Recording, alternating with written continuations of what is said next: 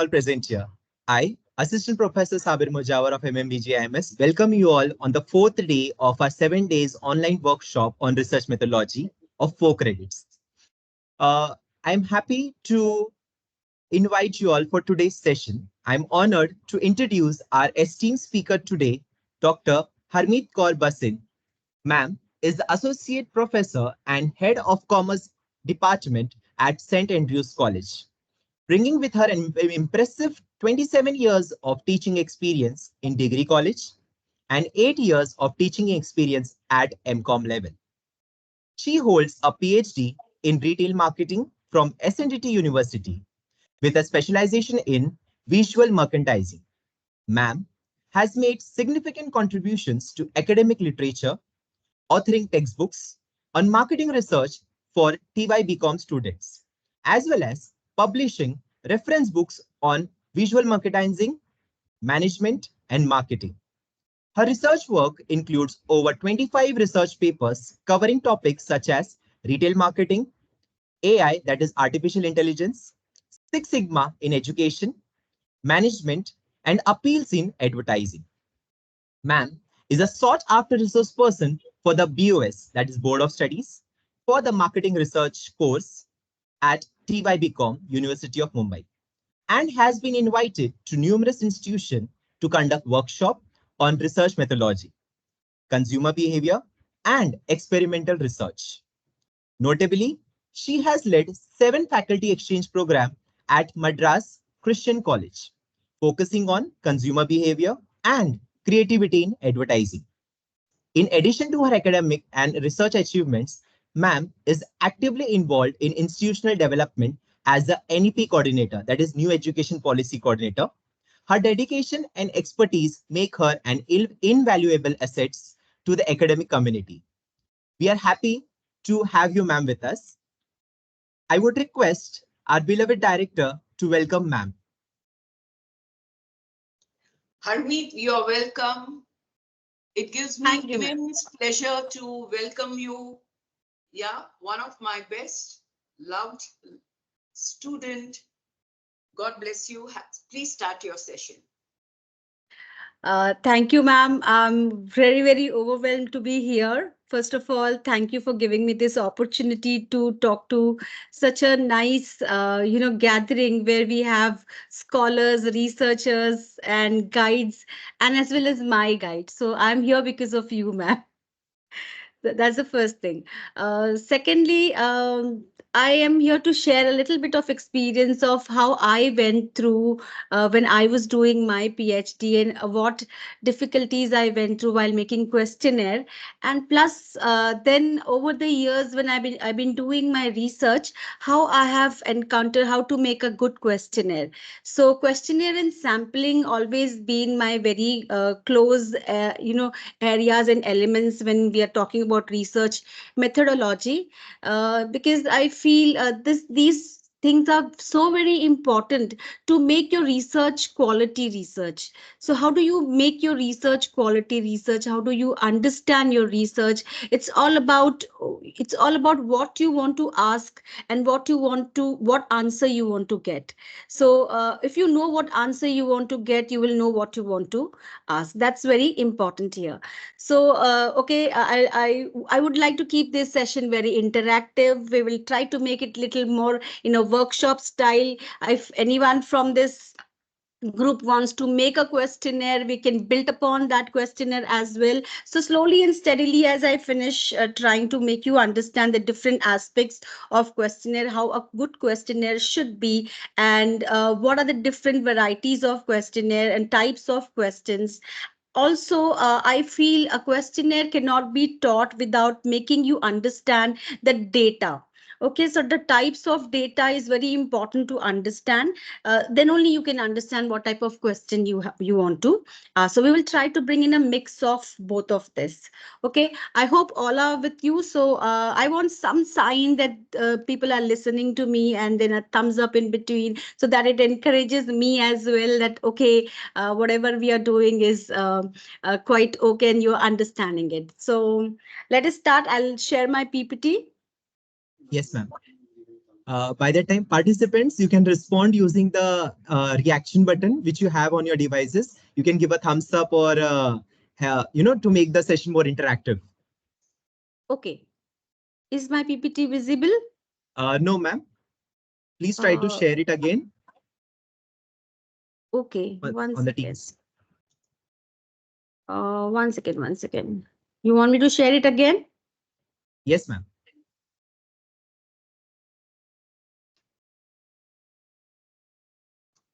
Now is it visible? One second. Yes, The yes, PPT is yes. visible, ma'am. Yes? Okay. Yes. Okay, fine. Is it visible now? Now Yes, I ma'am. can see only my PPT. I can't see anything else. This is what exactly I face a problem and I'm doing it not on the Zoom, but okay, I'll kind of manage it. Fine. So before we start with understanding the questionnaire, which is such an important tool, such an important instrument of collection of data, and also trying to understand what are the types of data, because if you know what are the types of data, you'll understand how to make a good questionnaire or which question you need to ask in which way. To understand this, I have a little small analogy. Before that, let us start with this very important saying. I kind of like this very much. Success is no accident. It is hard work. It is perseverance, learning, studying, sacrifice, and most of all, love of what you're doing or learning to do.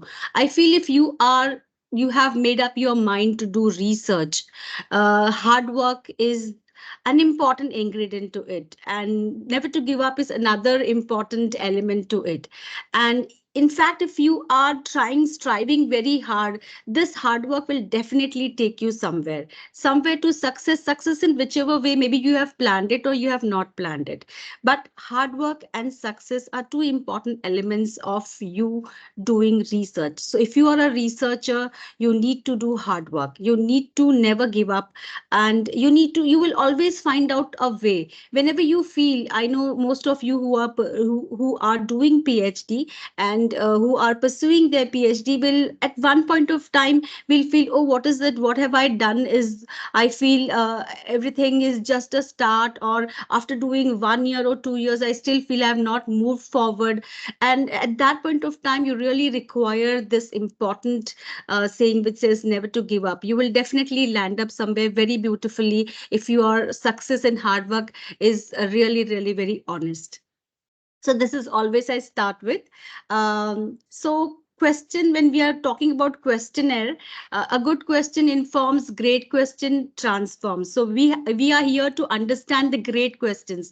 We want to understand which are those questions which will definitely help me to achieve my objectives, because you have set down some objectives, you have laid down some objectives in your research, and you want to find out answers to those objectives. That's our basic motive, to ask the right question. And if you ask the right question, half the problem is solved. If you are asking wrong questions, and if you're asking question which is not going to give you the right perspective, your research will not be answered, your hypothesis will not be analyzed properly, or maybe maybe justified properly, or you'll not be able to reach out to the right research problem with which you have actually started the research question. The question is right in the beginning. You do research because you have a question.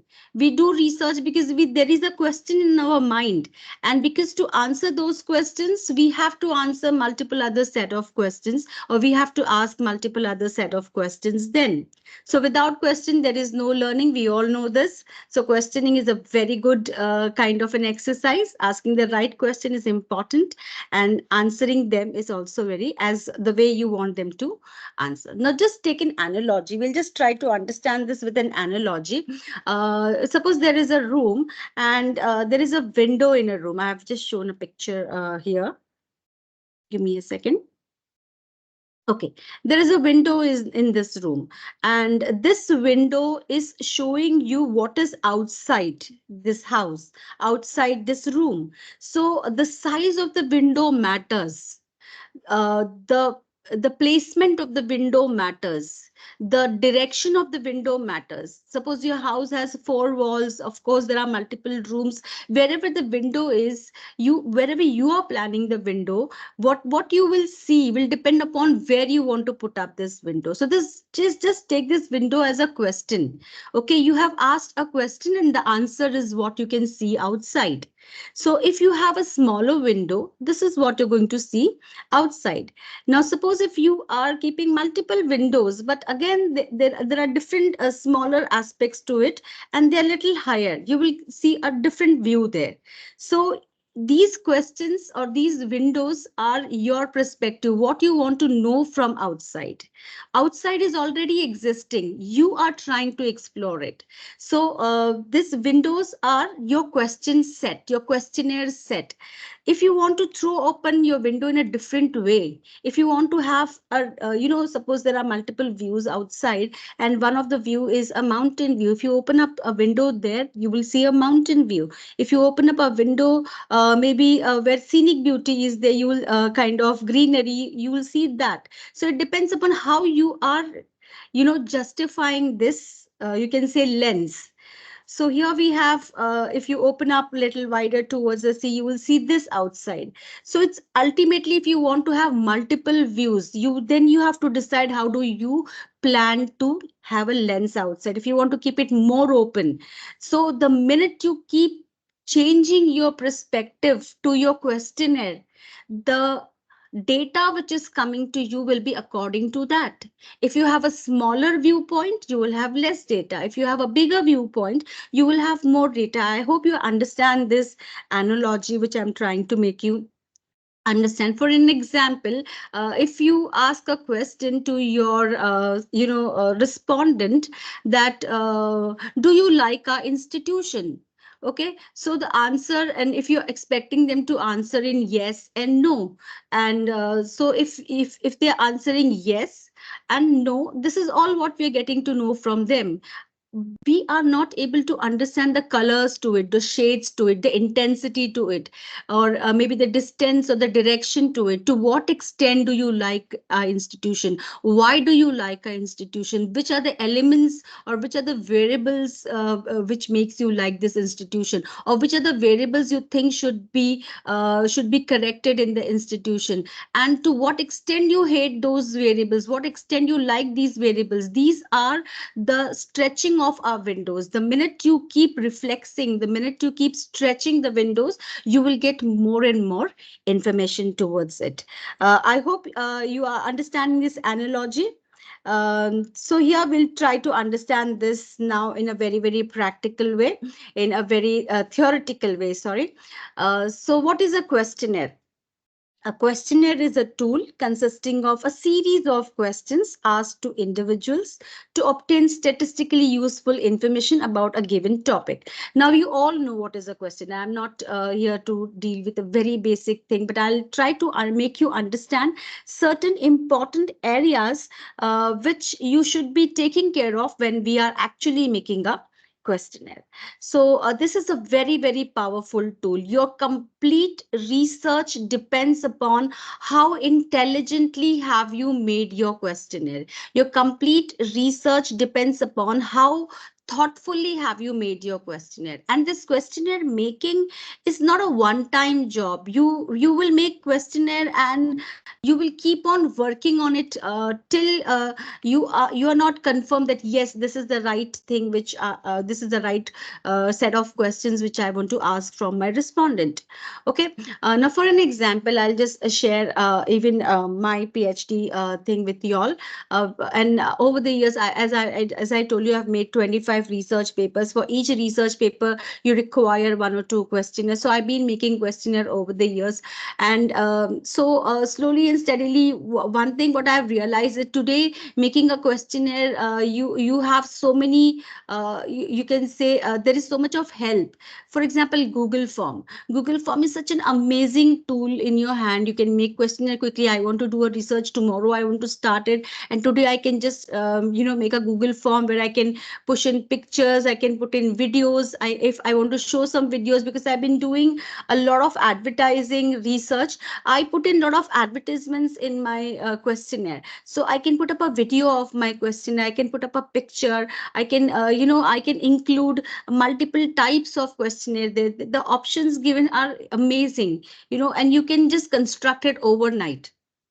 And earlier we used to make it and kind of type it, etc. So there were many different ways, 2009 when we were doing it, and today it's quite very easy. You have so many apps where you can do your questionnaire.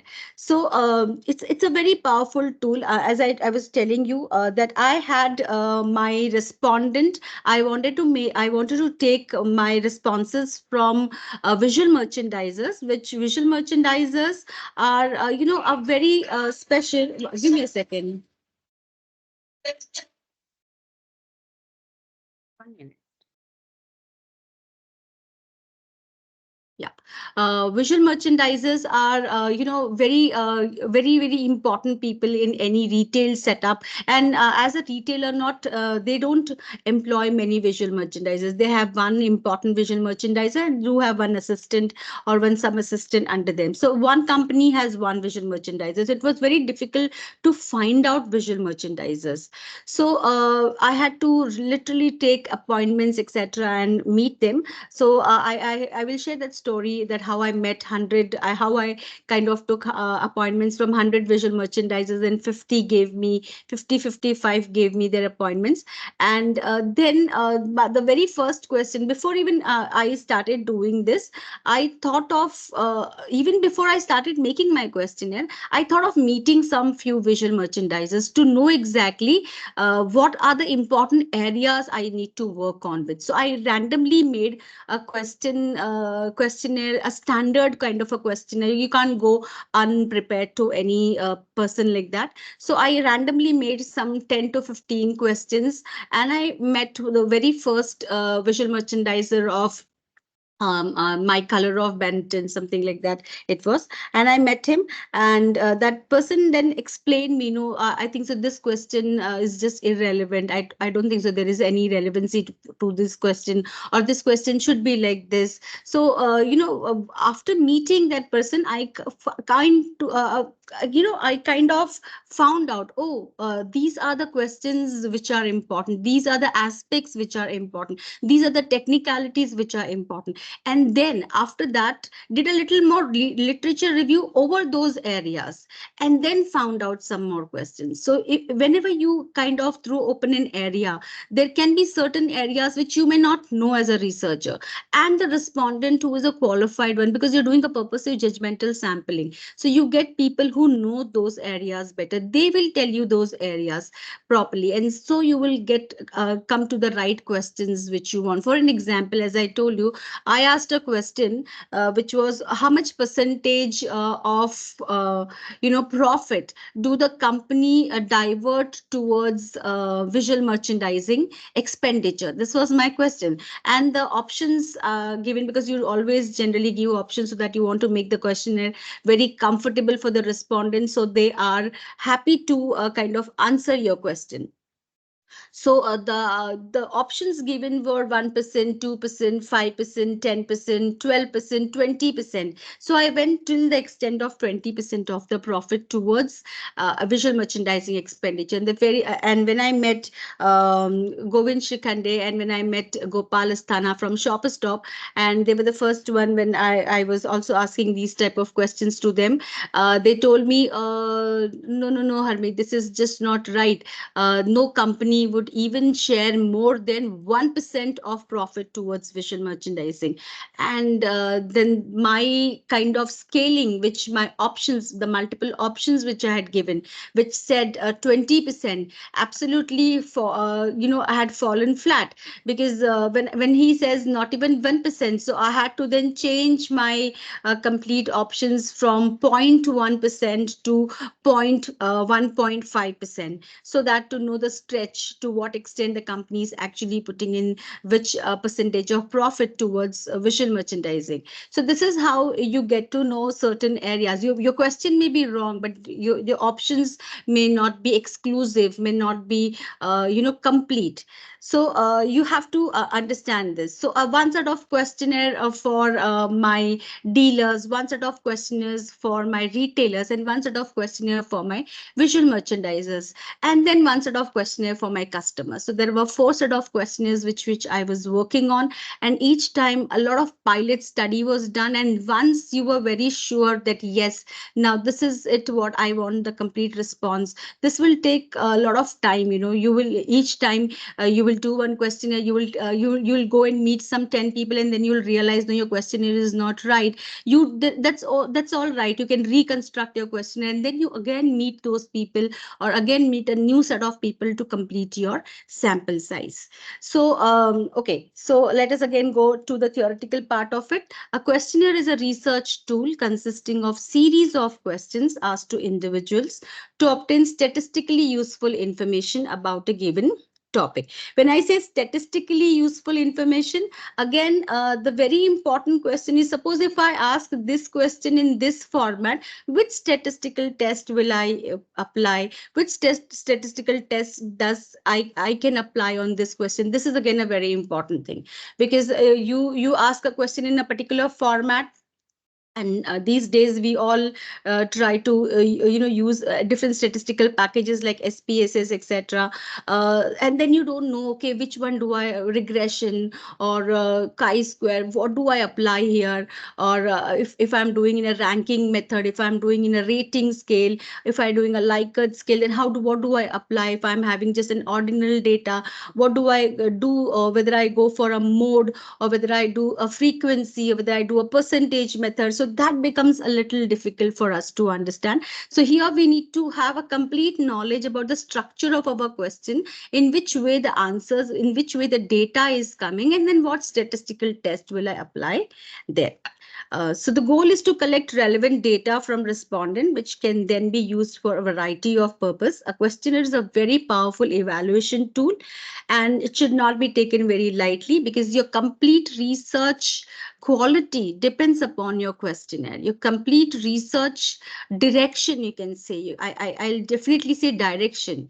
It completely depends upon the questionnaire, because the questionnaire will give you answers to your objectives. It's a very simple, you can say, direction. You make you find out a research problem, that this is my research problem, this is my topic, this is my research problem, and then you do literature review, and your literature review will help you give a frame and hypothesis. And after your hypothesis, you come to certain research objectives. Now, if you have 7 research objectives, if you have 6 research objectives, then how do I answer these objectives? How do I achieve these objectives? So your questionnaire should be that set which will help you achieve these objectives, which will help you to achieve these certain. You need to first look into, you need to ask whether my objectives are being getting achieved through this questionnaire or not, whether this questionnaire is helping me achieve this objective 1, objective 2,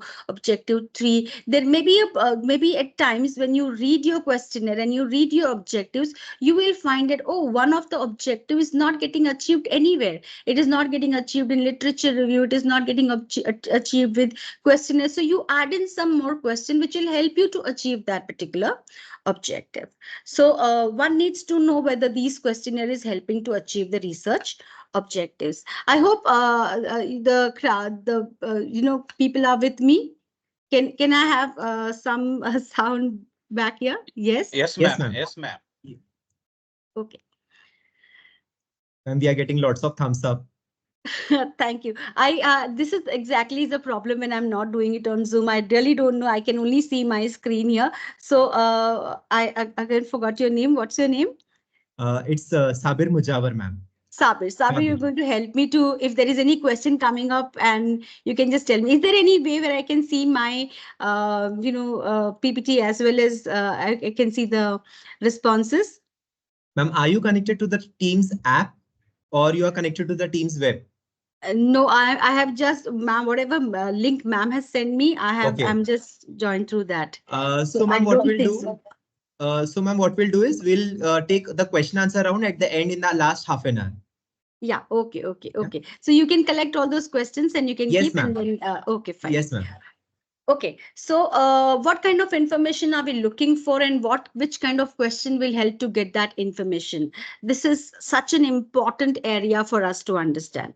There is no thumb rule, no written rule, no format. You say, no, okay, is there any format I should make my question? No format, absolutely. I will also share one single paper, questionnaire with you for my single research paper, not a PhD, but a research paper. I can tell you how you can add in videos, etc. I'm sure you must be also doing that, but in case of those who don't know how to add in videos, etc., I'll share one questionnaire, one Google sheet, one Google form, and that will show you how you can add in pictures or you can add in some videos, and then you can ask some questions there. So let us follow some basic principles, as there are no standard principles. You can use some standardized questionnaires. Now, what is a standardized questionnaire? All those who've been doing some psychological researches, etc., or scientific researches. Suppose if you have a specific topic, suppose your topic is motivation, or your topic is customer motivation, or your topic is maybe something related to maybe employee motivation, etc. So if you you go on Google and you hit that particular words, Google give me questionnaire on this particular topic, you will get some questionnaires. There are some standard questionnaires ready made which are there, but I would tell you, or I would advise you, that you can go through those questionnaires, you can see those questionnaires the way they have made, but try to make your self structured questionnaire. Self structured questionnaire will always be so much tuned with your objective, so much tuned with your hypothesis, and it will do full justice with your research. Okay. So a standardized questionnaire is a questionnaire that is written and administered. So all participants are asked precisely the same question. So why are we keeping a standardized questionnaire? Because it is easy to analyze. You're not asking different questions to different. This is only done in a very exploratory research, which, as I told you, when you start with even making your questionnaire. For example, when I met around 10 retailers first, 10 very, very esteemed retailers first, and I was randomly taking kind of interview with them, personal interview kind of, with some few questions, and I told them that I'm going to come and meet you again with a proper questionnaire. So this is only so that I can understand your area. I can, because visual merchandising at that point of time was such a new area to be explored, and I myself was trying to understand that particular area. So I had to first learn, and maybe my literature review was giving me a lot of insight, but an actual practical view from people who are actually working gives you a lot of insight. That is completely a different perspective when you actually practically understand from them. So when I met them, I told them, this is my first meeting with you, but I'm definitely going to meet you again after 15 days with a proper questionnaire. Maybe I'll email you, or maybe that time we used to email questionnaires a lot, or maybe I'll come and meet you again. So they help me understand that area, and help me understand the intricacies as to which are the important areas. For example, what should be the size of a gondola in a particular maybe storefront, and maybe what should be the height of the gondola, etc., or what should be the height of the fixtures, or how many sections of the fixtures should be there. All these are very scientifically understood maybe elements of visual merchandising, which you really need to understand. This, if you have done your visual merchandising course and understood scientifically these technical areas, it becomes easy for us. But when we jump into a particular area, we are trying to understand that area from every aspect. So we are trying to do it maybe even sometimes without a technical help. So here we have to technically understand those area. So they had kind of then you can go with some random questions to them. But then even your random questions should be properly planned. But once, even if you're doing a personal interview, you have to have a standardized questionnaire questions, but your answers should also be in a standardized format so that it becomes easier for you to do analysis. So analysis and applying your analytical statistical technique, whenever you have a standardized questionnaire, it gives you much more you can say ease in and comfort in actually doing the analysis. So a standardized questionnaire is when the respondents are answering in a similar fashion, in a similar way, and you try, if there is already some ready-made questionnaires in the market, you just modify them if you want. But if I would advise you to make your own self-structured questionnaires right from the beginning. It's not very difficult to do that.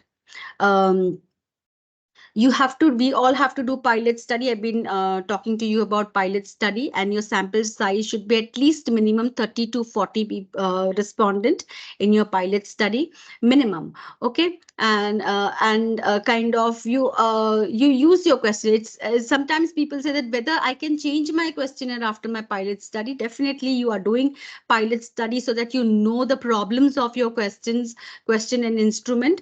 And wherever you find that, oh, this is an unnecessary question, or this is a question which is not giving me answer in the right class interval, right perspective, when I say right class interval, even your class interval which you're deciding. For example, if you're deciding to understand your demographics of your respondent from the age point of view.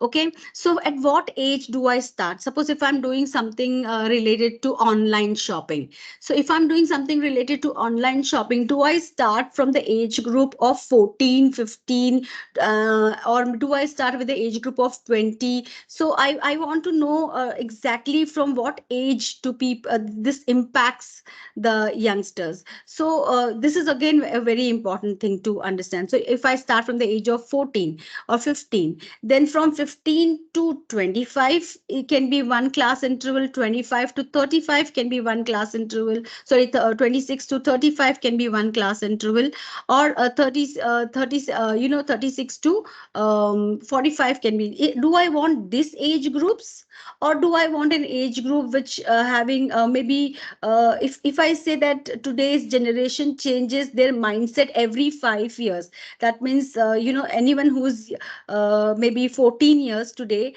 is thinking in a different way from a person who is 25 or 21 years, or from 20 years. So is the generation gap changes so very fast, then my age group class intervals should be still very distances should be still very smaller. It can be from it can be from 14 to 20, 21 to 25, 26 to 30. It can be like this as well. So these class intervals are very important, because what are you comparing, whom are you comparing, and why are you comparing is again a very important question. So you have to understand this area, that how do I want the answers to come, whether I put these categories in this particular way. So your standardizations, your categories, all these will depend upon how do you are making your, for example, income. Also, when you're asking for income, which income groups you want to actually compare, which age groups you want to compare, which occupational groups you want to compare. So when you're asking demographic question, it is not just demographic question. There's a lot of statistical study to understand there as well. So questions wordings are also very important. You have to communicate without any confusion. Whether you're doing an online questionnaire or an offline questionnaire, your vocabulary should be very, very simple. Don't try to put in too much of technical words there, because the respondent who are going to answer our questionnaire, first thing, they are not interested in answering your questionnaire. Okay. If you have tried this with anybody, even when we send some questionnaire on teachers group or students group, you see such less response coming from them. You keep on telling them, please fill up my question, mera questionnaire please fill up kar do, but you will see people, ha, okay, okay, okay, and they will not fill up the questionnaire. And if, for example, if I'm taking a personal interview, then there is no escape, then person definitely will answer my question. But whenever you kind of forward a questionnaire, it's very difficult that you get a response rate is a very difficult area. We all know this is nothing new for us. So we need to keep it in our mind that people are not interested in answering our question because they are not interested in research. We are interested in research. How do I make them answer my questions? How do I see to it that they answer my questionnaire? What should I do so that they answer my questionnaire? First thing, you may keep your questionnaire very simple. You keep it very short. And when it is to consumers, when it is something which is on a larger scale, quantitative, you cannot keep many questions there, not 40, 50, 60, 70 questions. By the time they reach half the questionnaire, they will give up. Okay, so you have to keep it little short. You cannot have many questions there. Or you need to bring in something called as a matrix type, where you combine most of the questions in a matrix. I'll show you that one way how to do it instead of having multiple questions there. And then you need to keep it little easier for them to answer. Give them options, give them multiple choices, give them proper matrix, and easier for them to make a choice. And you have to make the questions or the questionnaire very, very respondent pro respondent. It should be easy for them to answer. They shouldn't feel like they're giving some exam, or they shouldn't feel like there is something very difficult what I'm doing. So make them little easy. At times, if the age group is little maybe 14 to 20, give them an incentive of doing this. Maybe when I was doing a questionnaire, many times when people used to not answer, I used to give them maybe a dairy milk. Come on, I'll give you one dairy milk. Please answer my question. It doesn't work every time, but sometimes it may work. You can give it to your friend and say, come on, just answer my questionnaire. And at these days, people do, or you can explain them what your research is. If they get excited about your research, or what you're doing is something really very important, if really had a social relevance, they will definitely help you. So the respondent, and making the respondent ready to answer your questionnaire is again a very important area. Okay, vocabulary should be simple. It should be short. We need to avoid double barrel questions. Now, what is a double barrel question? Double barrel questions, again, when I told you that if you want to make it short, sometimes you club in two important things into one question. So that becomes difficult to analyze. I'll explain you how that is. We should avoid hypothetical questions and overlapping category, and leading questions to certain extents. Now, what is a leading question? Also, I'll give you some example there. Okay, the very first and important thing is when we ask a question, first thing, is this question really important? Is this question really necessary? Now, for an example, if you're asking even in your demographic information, which is your part A, and you're asking marital status, then is your research really require marital status? Are you going to compare the attitude of unmarried people in comparison to the attitude of married people towards that particular area? If you're going to do that, then ask the marital status. If you're not going to do that, then there is no point why you should be including these demographic information as well. Plus, whenever you ask a question, for example, if you ask a question on any of the area on investments, or maybe whichever your research area is, you need to think about whether this research response, or whether this question response is going to help me in my research. And if the answer is yes, go ahead with that question. Otherwise, we shouldn't add up unnecessary questions in a questionnaire. Okay, we move on to some examples here. embarrassing questions should be avoided, and we should avoid personal questions, private matters, etc. As I told you, I've been also teaching marketing research and to my TY students, and they do a lot of mock questionnaires, etc. I remember one incident when we asked the students to make questionnaire, and I start with, come on, make 5 questions, the very first 5 questions after demographic question, which you're going to ask your respondent. For example, suppose if you are a company which wants to sell washing machine, and so immediately one very enthused student got up and he said, okay ma'am, I'm going to answer your question. So he said the very first question is, I'm going to ask them, do you wash clothes? So how can you ask this question? This is an assumption. They are definitely, everyone keeps themselves clean. You can't ask a question like, do you wash clothes? This is a wrong question. Okay, because it's an embarrassing question. It's actually a technical, logically wrong question. So which washing machine do you generally, which are you using, etc. You can start with those kind of question. So embarrassing question, we need to avoid some personal questions, some private matter questions. Technical words, difficult words should be avoided to larger extent. Try to simplify those words. Even ambiguity is another area which we need to be very careful about. I have seen many people using this kind of a question. You will find a lot of marketing related examples. Yeah, I'm so sorry for that because I'm a commerce teacher and a marketing teacher. So you will see a lot of marketing examples. So suppose for an example, how often do you visit Pizza Hut? If this is the question, and the options given are, multiple options given are never, occasionally, sometimes, often, regularly. Now this is so ambiguous. When I say occasionally, okay, now for me, occasionally means maybe once a month, okay, or maybe occasionally means once in 3 months, okay. Maybe for maybe for somebody who's a particular age, maybe occasionally is once in a 6 months. For my daughter, maybe it is something once in a week. So occasionally, so how do you say occasionally? Or maybe some people say occasionally means only on holidays and festivals. So how do you define occasionally? So somebody who is making a tick mark on occasionally has a different perspective. A person is thinking occasionally in a different way. B person is thinking occasionally in a different way. So when their perspectives towards occasionally is so different, how do you come to a conclusion here? How do you bring up an analysis here? So when I say sometimes, sometimes can be once in a week, sometimes can be once in a month. So how can I bring in a kind of, again, a similarity pattern here?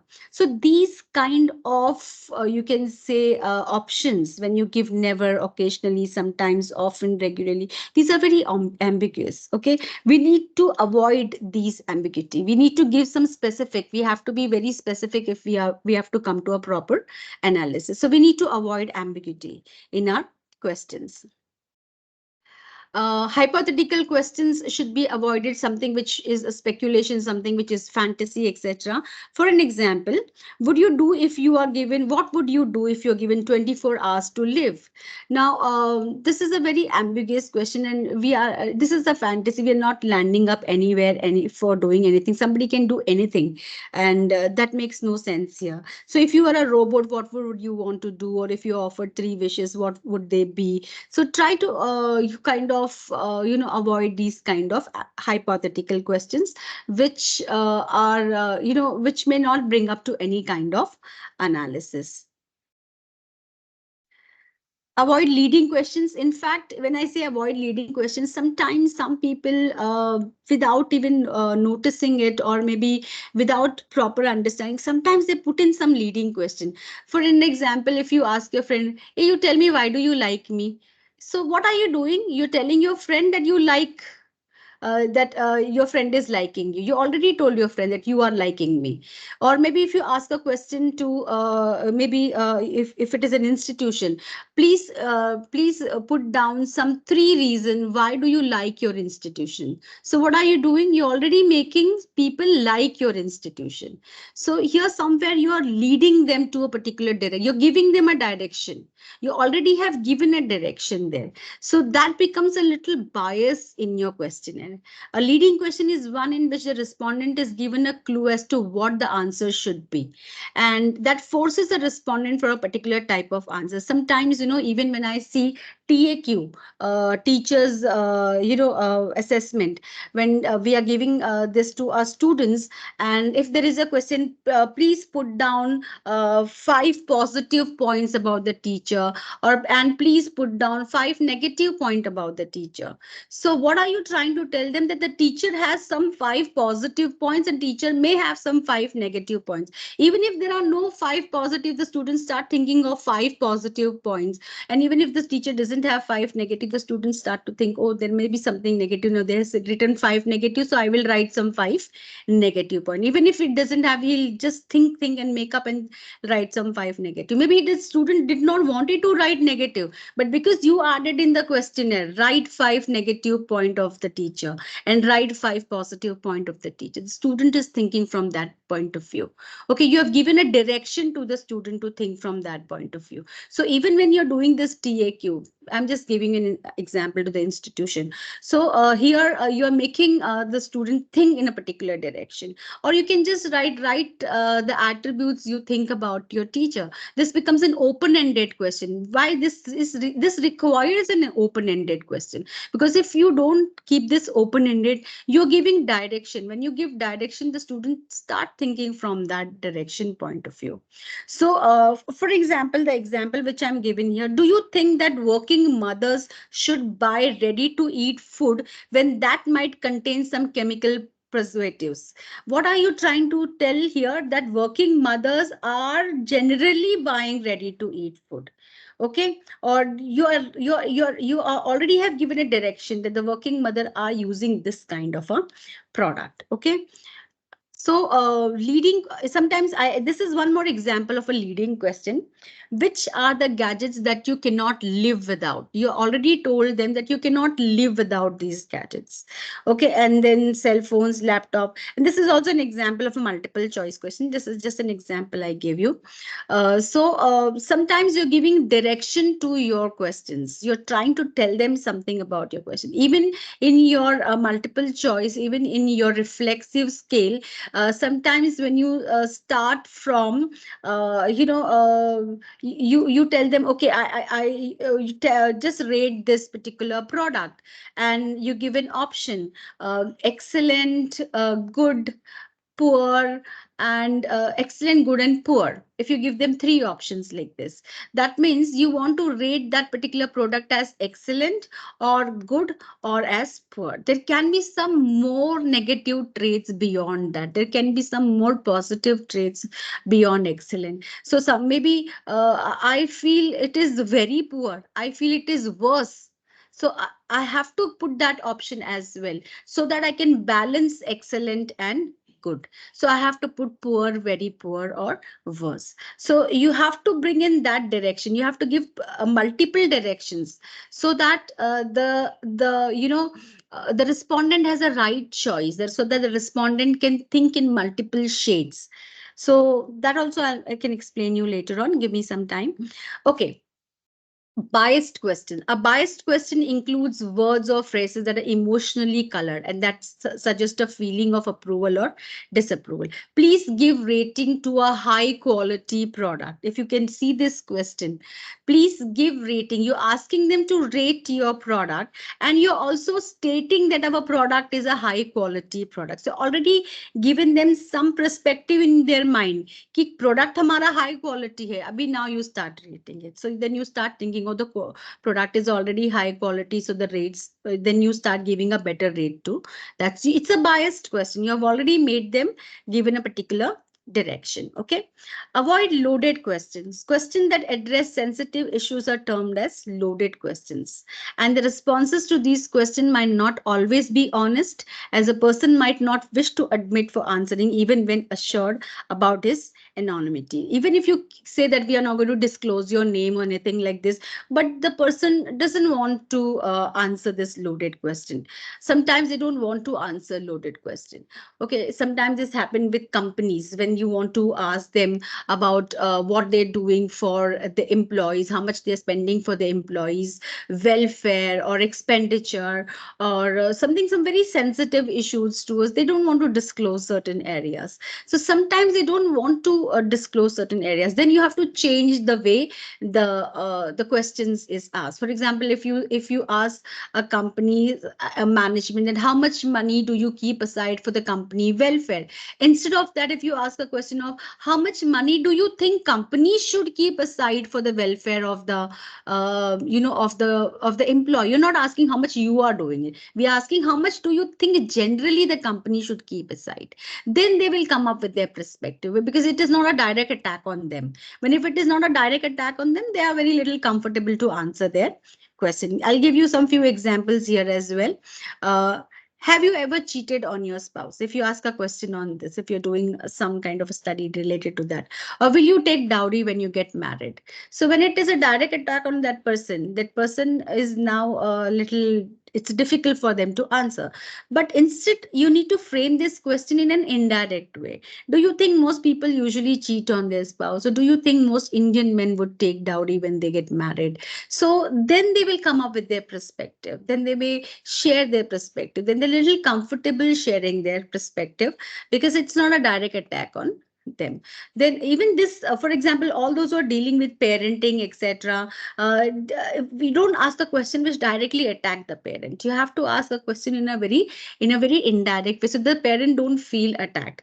Okay, fine. If they're asking a general view, then I'll give a general view. What do you do with your children? So if you ask a question like that, it comes a direct attack, and then they're not interested in answering your responses, because it is like somebody is trying to question answer them, and they said, "मुझे तो कोई कुछ पूछ नहीं रहा है. Why is this respondent? Why is this researcher asking me so many questions?" So try to bring in a perspective in a little social way, in a little indirect way, whether the respondent is comfortable enough to answer your question. So I hope you have understood this loaded question. Then also a double barrel question. There is another area where I can explain you. This becomes very important, because sometimes analysis become very difficult when you talk about double barrel question. A double barrel question is one in which the wordings call for two responses. Now I have given 2-3 examples here. Is this app useful and interesting? Now I'm asking you for an example, is my lecture useful and interesting? Please answer me in yes and no. So if you say yes, I will not know whether you're answering yes for useful or you're answering yes for interesting. And if you're saying no, I will not know whether you're saying no for useful or no for interesting, because I've taken two variables in the same question. I'm asking you, is my app useful? Yes. Is my app interesting? No, it can be no. So my app can be useful, but my app is not interesting. My app may be not useful, but maybe interesting. So I can't ask these two variables in the same question where the responses is something like this, yes or no, or maybe when you're asking responses even from Likert scale point of view. Do you think Nokia and Samsung had a wide variety of touch phones? So I'm asking this whether if I say if the respondent is saying yes, I don't know whether they're answering for Nokia or whether they're answering for Samsung. So we cannot kind of merge two variables in the same question. Do you enjoy dancing and playing cricket? So do you enjoy dancing and playing cricket? So you're trying to understand, do you enjoy dancing? Maybe somebody enjoys dancing but not playing cricket. Somebody enjoys playing cricket but not dancing. So we cannot merge these two things in one and the same question. Okay. Then here, these are called as double barrel question, because when you're doing analysis, it becomes difficult to do analysis for which variable are we trying to bring out that particular statistical reference. Rate the price and quality of the below mentioned brand of cell phone on a rating scale of 1 to 5. So here is Samsung, iPhone, MI. So here we can rate the price and quality. We have asked two things. Are they rating for price or are they rating for quality? So you have to specifically keep rating separately specifically keep rating for price separately and for quality separately. So price is a different variable, quality is a different variable. Okay, so it may have impact but it may be interrelated. But then while asking question in a very simple way, we need to keep these areas in a different compartments. So we should avoid double barrel question. Okay. Now let us check respondents' knowledge and willingness to respond. Now, for an example, when I was doing visual merchandising as my research, I had to first explain people what is visual merchandising. Until and unless I don't explain my respondent what is visual merchandising, they were not able to answer my questionnaire. So before even today these days everybody do a little briefing. Now, for example, recently I did one research on shock advertising. So I had to first explain people what is shock advertising, and then I did something on responsible advertising. So we have to make people understand these areas first, and in a little nutshell. So look into whether your respondent has a little knowledge towards that area, whether the respondent will understand your questionnaire in the right perspective, and then whether he's willing to respond. Okay, whether he's willing to answer these questions. For an example, suppose somebody is doing research on whether today capital punishment is whether juvenile should be given capital punishment or not. Okay, people in the age group of 14 to 18 who are doing maybe some serious crime, whether they should be given capital punishment or not. Suppose if we have a research on this, if it comes to me or maybe come to somebody doesn't want to answer this, I'm not willing to answer this questionnaire.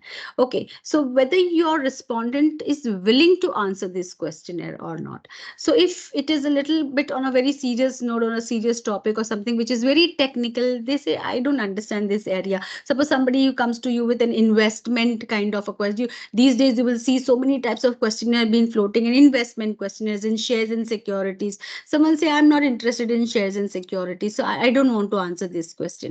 So whether the respondent has knowledge and are they willing to respond? This is the very first important thing you need to check. You cannot force them to, when we are doing this accidental sampling.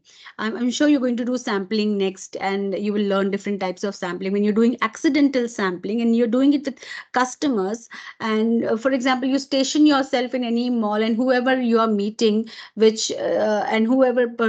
person do you meet, you kind of request them to fill up your questionnaire. This is an accidental sampling, and because you're meeting them accidentally there, and it is also like it's a very you can say convenient way of taking up your sample. So you can call it as a convenient accidental sampling or accidental convenient sampling. So you're meeting them and you're asking them to fill up your questionnaire, and suppose if they just nodding their head and saying, no, I don't want to, just don't go on pressurizing them, just don't go on asking them again. Even if your friend, even if your very close friend, you're sending a questionnaire to that person and say, please fill up my questionnaire, and he doesn't do it on your first message, he doesn't do it on your second message, third message, just leave it. Don't force them to fill up the question, because if the minute you force them to fill up the questionnaire, they are not going to fill up the way it should be. They will just do it for the sake of doing it.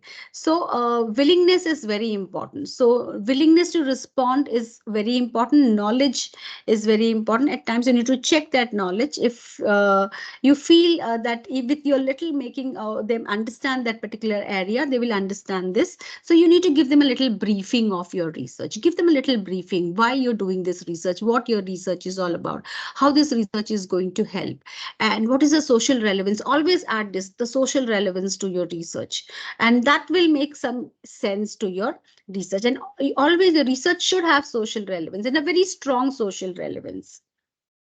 A small introduction to the topic in your questionnaire itself is very important. Every time you put up your question, you can give up a little small introduction. What is this topic and how is this topic helping? And a little disclaimer there that your responses would be used only for this research, and your responses or your data will not be used for any other purpose, etc. This kind of a disclaimer is very important when you start your questionnaire. Possibly give some incentives to the respondent for their response. If it is possible, it will increase the response rate, and try to deal with the sensitive topic in an indirect way, as I told you, or it can be put up in the end. Okay. Don't ask questions which tax memory of the respondent. As I told you, the respondent should not feel like koi exam de rahe hain hum log, there's some exam going on. Fine. For an example, this is one good question here. How many liters of soft drink did you consume during the last month? So he'll start thinking, मुझे तो कुछ याद ही नहीं, कल कितना पिया नहीं याद है, या I don't know, I don't remember this. So this is a question which you're taxing the memory. So let us not do that. Instead, we can ask question, how often do you consume soft drink in a month? This is kind of yes. Is there somebody who has a question? No, ma'am. By mistakenly, the mic got on by some of the participant. Okay, that's fine, that's fine. Okay, so instead of this question, that how many liters of soft drink do you consume during the last month, we can change this question and we can put it this way. How often do you consume soft drink in a month? Once in a month, 1 to 5 times a month, 5 to 10 times, or 10 or more. This class interval also, what we are putting up is also very important, because then it depends upon what you want to analyze. How much do you want to analyze? Okay, so now we come to the structure of the question. We have finished with trying to understand the content wise. Now let us understand the structure here.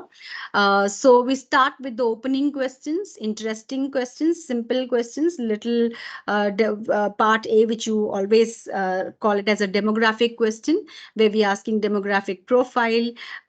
If your study is trying to bring in a categorical kind of a study, when we are doing category research, then we either do it from gender point of view, or either we do it from income point of view, or we do it from age point of view, or we are doing it from maybe occupational point of view, then these questions are very important. Okay, so it depends upon us study as well. If we want to differentiate between male and female respondent, or we want to do some chi-square qualification to understand the attitude of male over something or female over something, or try to understand maybe the attitude of a particular income group as compared to the other income group. So demographic questions are very, very important here.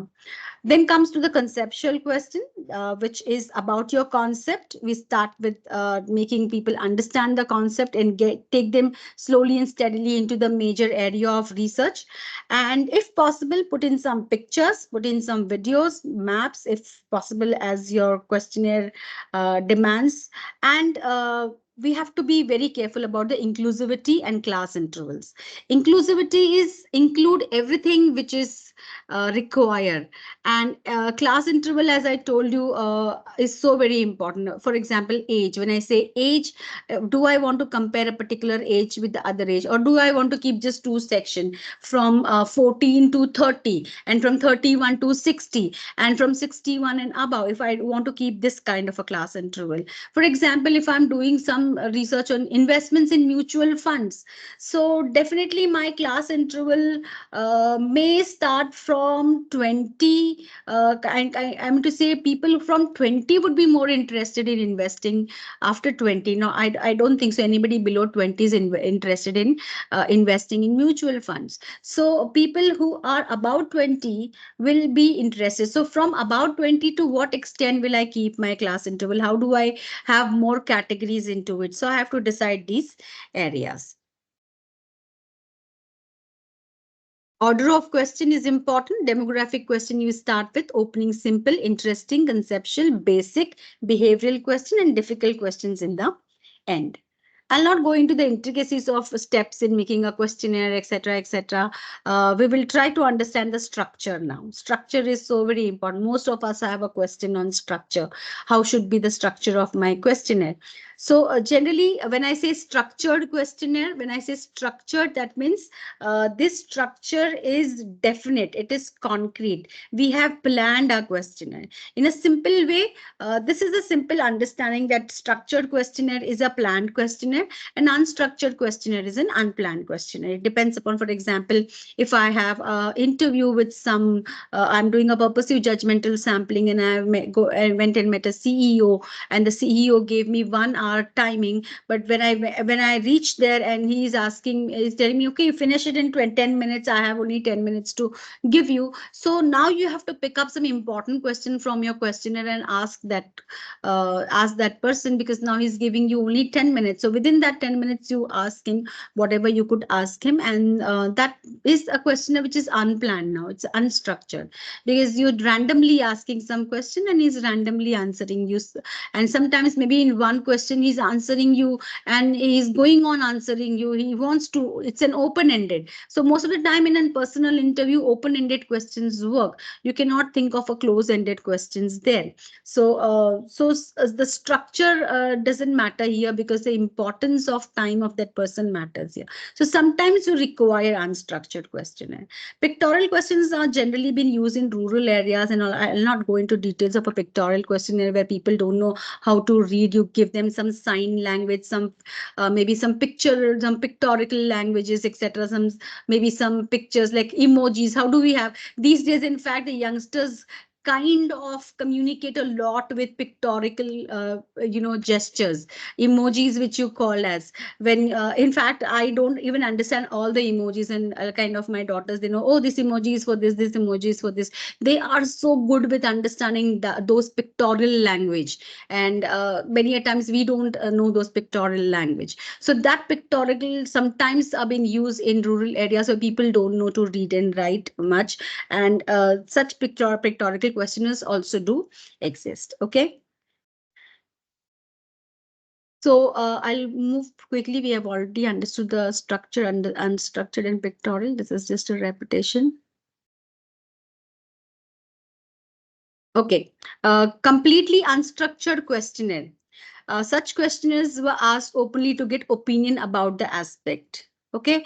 For example, as I told you, these questions are generally open-ended questions, and because it deals with, or it depends upon the answers which you're getting. So when you're getting a specific type of answer, your next question will be related to that answer sometimes. So it's something which is going on in a very impromptu way at times, because it completely depends upon the response of the respondent in an unstructured questionnaire.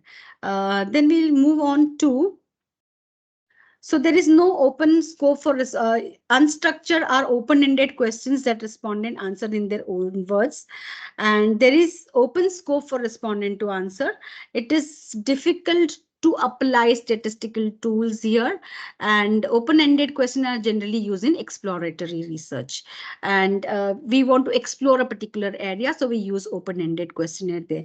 But generally, largely, when we are doing researches, and we are doing quantitative research, we generally largely use a structured kind of a questionnaire, where we are kind of asking more close-ended question. I'll take you here, because and it doesn't mean that if you are asking close-ended questions, we don't give in our questionnaire we should always ask all the close-ended questions. Sometimes keep some room there.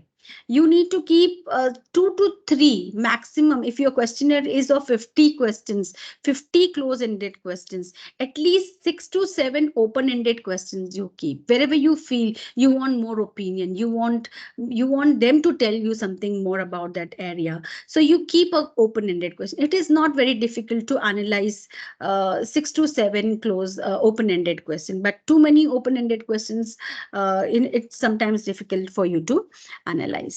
So this is a simple, very structure from a structured questionnaire. It opens up to 2 different types. One is open-ended questionnaire and one is close-ended questionnaire. Now your close-ended questionnaire can be multiple types. This is just a random I have put up here. Leading questions, important questions, Likert scale questions, bipolar questions, or dichotomous type, two-way questions, or a rating scale question, ranking scale question, or buying propensity questions, etc. This is from the marketing point of view. We will try to understand this now from the data point of view. This is so very important for us to understand, that if we understand how is the data coming to us, it will be easier for us to ask a question. For an example, now, if you look into the type, when I'm explaining you type of data, I need to explain you what is a, this all are close-ended questions. Open-ended question, we all know. Sometimes now I'll tell you one more thing about the open-ended question. It's a very interesting thing. Now because we are having Google Forms, etc. If you give them one line in Google Form, they keep typing their open-ended, whatever their views are. Earlier, when we used to have a printed questionnaire, and suppose we give them maybe 2 lines, then they think that open-ended questionnaire should be completed in this 2 lines. The response should be completed in this 2 lines. If you give them 4 lines, they will think, okay, it has to be completed in this 4 lines. So sometimes how much space do you leave for open-ended? Sometimes decide the respondent is thinking that way. Oh, I think so. The researcher wants me to write more, or the researcher wants me to write less, or the researcher wants me to write little bit. So open-ended questions now also depends upon your format. Now, as I told you, Google Form, they know that there is one line and they keep on typing that line. It is quite okay. But in a other format, suppose if you are giving them a little more scope to write, they will write more. So, and in an open-ended, if it is a personal interview and you throw open an open-ended question, sometimes the respondent may take 2 minutes, 3 minutes, 4 minutes to answer that question. So it is always better that you have something like a recorder with you, where, or maybe a video recording with you, where you're recording your whole interview. And during my time when I was in 2009, I kept a recorder with me. I did not do video interview, but I kept a recorder with me. So when they were answering me, I recorded all their responses. So because when you are in that whole interview mode, you sometimes you register certain words, sometimes you don't register certain words. So later on, when you can listen to those recordings once again, and then you can kind of come up with your proper analysis to the open-ended question. So open-ended question, it becomes difficult for analysis then. So here you have the first type of close-ended question. When I say close-ended, that means you are not giving freedom to your respondent to answer. You're restricting their freedom. You are giving them option, and within those options, you want them to answer. Now, let me also tell you, your options will decide what type of statistical testings you are going to apply to your questionnaire. Okay. Now, for an example, I feel this should be used the least. Yes and no type of question. Okay. And it should be used only when you have kind of very, very proper response. It can be no other shade. It can be yes or it can be no. Do you have a dog as a pet? If you ask this question, so either the answer will be yes or the answer will be no. There cannot be a third response. When you know there cannot be a third response, you can ask this type of a question. There cannot be even shades. There cannot be even reflexive shades here. Do you have a dog as a pet? If you ask a question like this, हाँ है, नहीं है. Okay. Do you think you should have a dog as a pet? There will be shades. Okay, then the shades will start. Do you think do you think you should keep dog as a pet? So now the shades will start. Oh, I think so, or I think I may, or I may not. So now the shades will start there. So sometimes when you have a very proper kind of question that the answer will be yes or no, you can go in for a yes no question. Otherwise, if there are shades, then the yes no question is a wrong type of question to ask. Okay. What is your gender, or do you collect social security benefits, or do you have a driver's license? So very straightforward question. Yes or no. Do you belong to this country? The answer will be yes or no. Okay. Do you want to settle in India? Now the shades will start. You are asking an opinion. The minute you start asking an opinion, the minute you start asking their attitude towards something, the shades are going to start there. So yes, no questions should be very, very restrictive. Wherever necessary, only ask there. Otherwise, you can go in for reflexive scales. I explain you what these reflexive scales are also. Then we move on to data type. This is so very important. I know most of you may be knowing this data type. Okay, this data type and then question. We'll try to understand questions in relation to this data type. Okay, we know this data which is coming to us is in a qualitative format and in a quantitative format. So the data which is coming to us in a qualitative format is a nominal data and ordinal data. And the data which comes to us in a quantitative format is interval data and ratio data. I'll explain you this again. Now, a little bit more theoretical aspect here. I hope I'm not going very fast with this. These are all measurement scales. Now, this will come when we are using close-ended questions. So when we are using close-ended questions, is there a question here? No, ma'am. Okay, good to go. Yes, ma'am, that's completely fine. Okay, so this I want each one of you, whoever, I'm sure there may be many who may be knowing this aspect, but those who don't know this aspect properly, you should be knowing this aspect. Because if you know this properly, you will not make a mistake in designing your scales. You will not make a mistake in designing your close-ended questions. You will not even not make a mistake in applying the right type of statistical technique to your and treating your questionnaires correctly. Okay. We know what is a scale. Measuring scale is a tool or mechanism by which individuals are distinguished as to how they differ from one another or the variables of interest of a study. So four types of scales we have: nominal scale, ordinal scale, interval scale, and ratio scale. Then we will move on to how we can apply regression analysis, or how we can apply something like a simple linear regression or a multiple linear regression, or how we can move in for chi-square method, or maybe t-test or z-test. All this will depend upon what type of data we have collected, how we have collected this data. Okay, so this treatment will be completely depending upon how we are collecting this data. Okay, so or how whether we need to do a comparative test, or whether we are trying to understand or whether we how we are arranging our information here. So first thing we'll try to understand is nominal scale. Now, what is a nominal scale? I'll go a little slow with this. I have also written down, you can see here what type of statistical techniques can be used when we are using a nominal scale. Okay, now for an example, when you're asking a question, sorry, nominal scale is scale which is used to classify objects, name. For example, gender, male, female. There is no order in male, female. Female can come first, male can come first. There is no order as such. Okay, and today, these days, it is just not male, female, it is also the third gender. So you can keep this as this kind of a question which has a scale of male, female, and third gender as a nominal scale. Okay, there is no particular order here.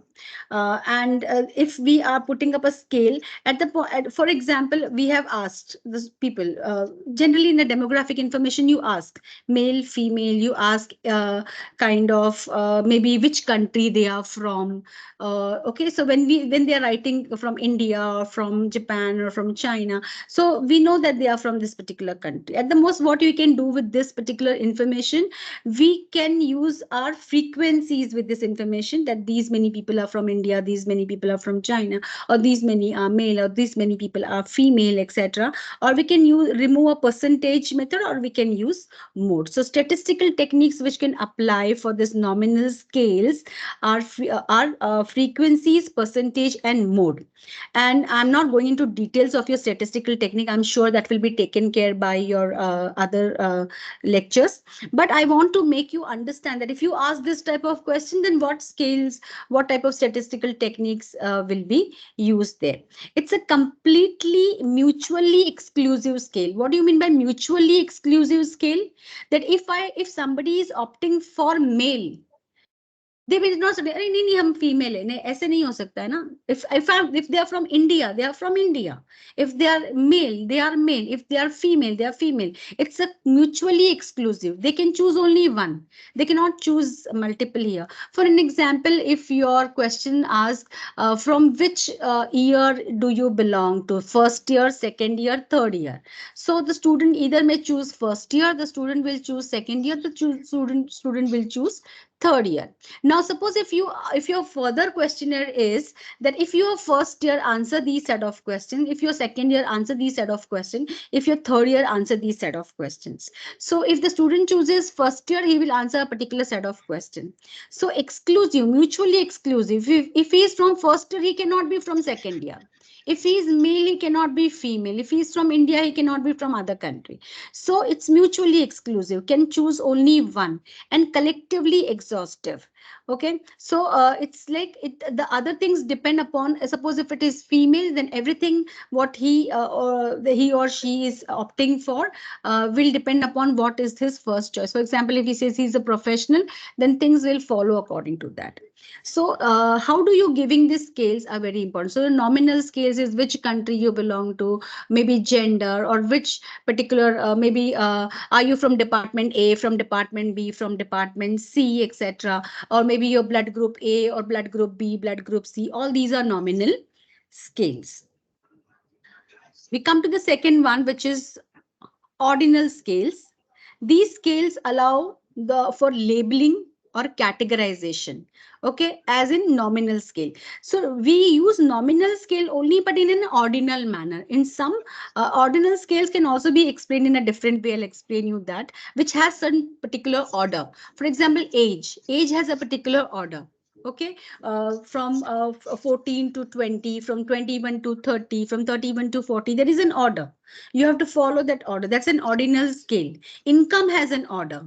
Okay, from 1 lakh to 2 lakh, 2 lakh to 3 lakh, 3 lakh to 4 lakh. So your responses are coming in an ordinal scale. When there is an order, the responses are coming in an ordinal scale.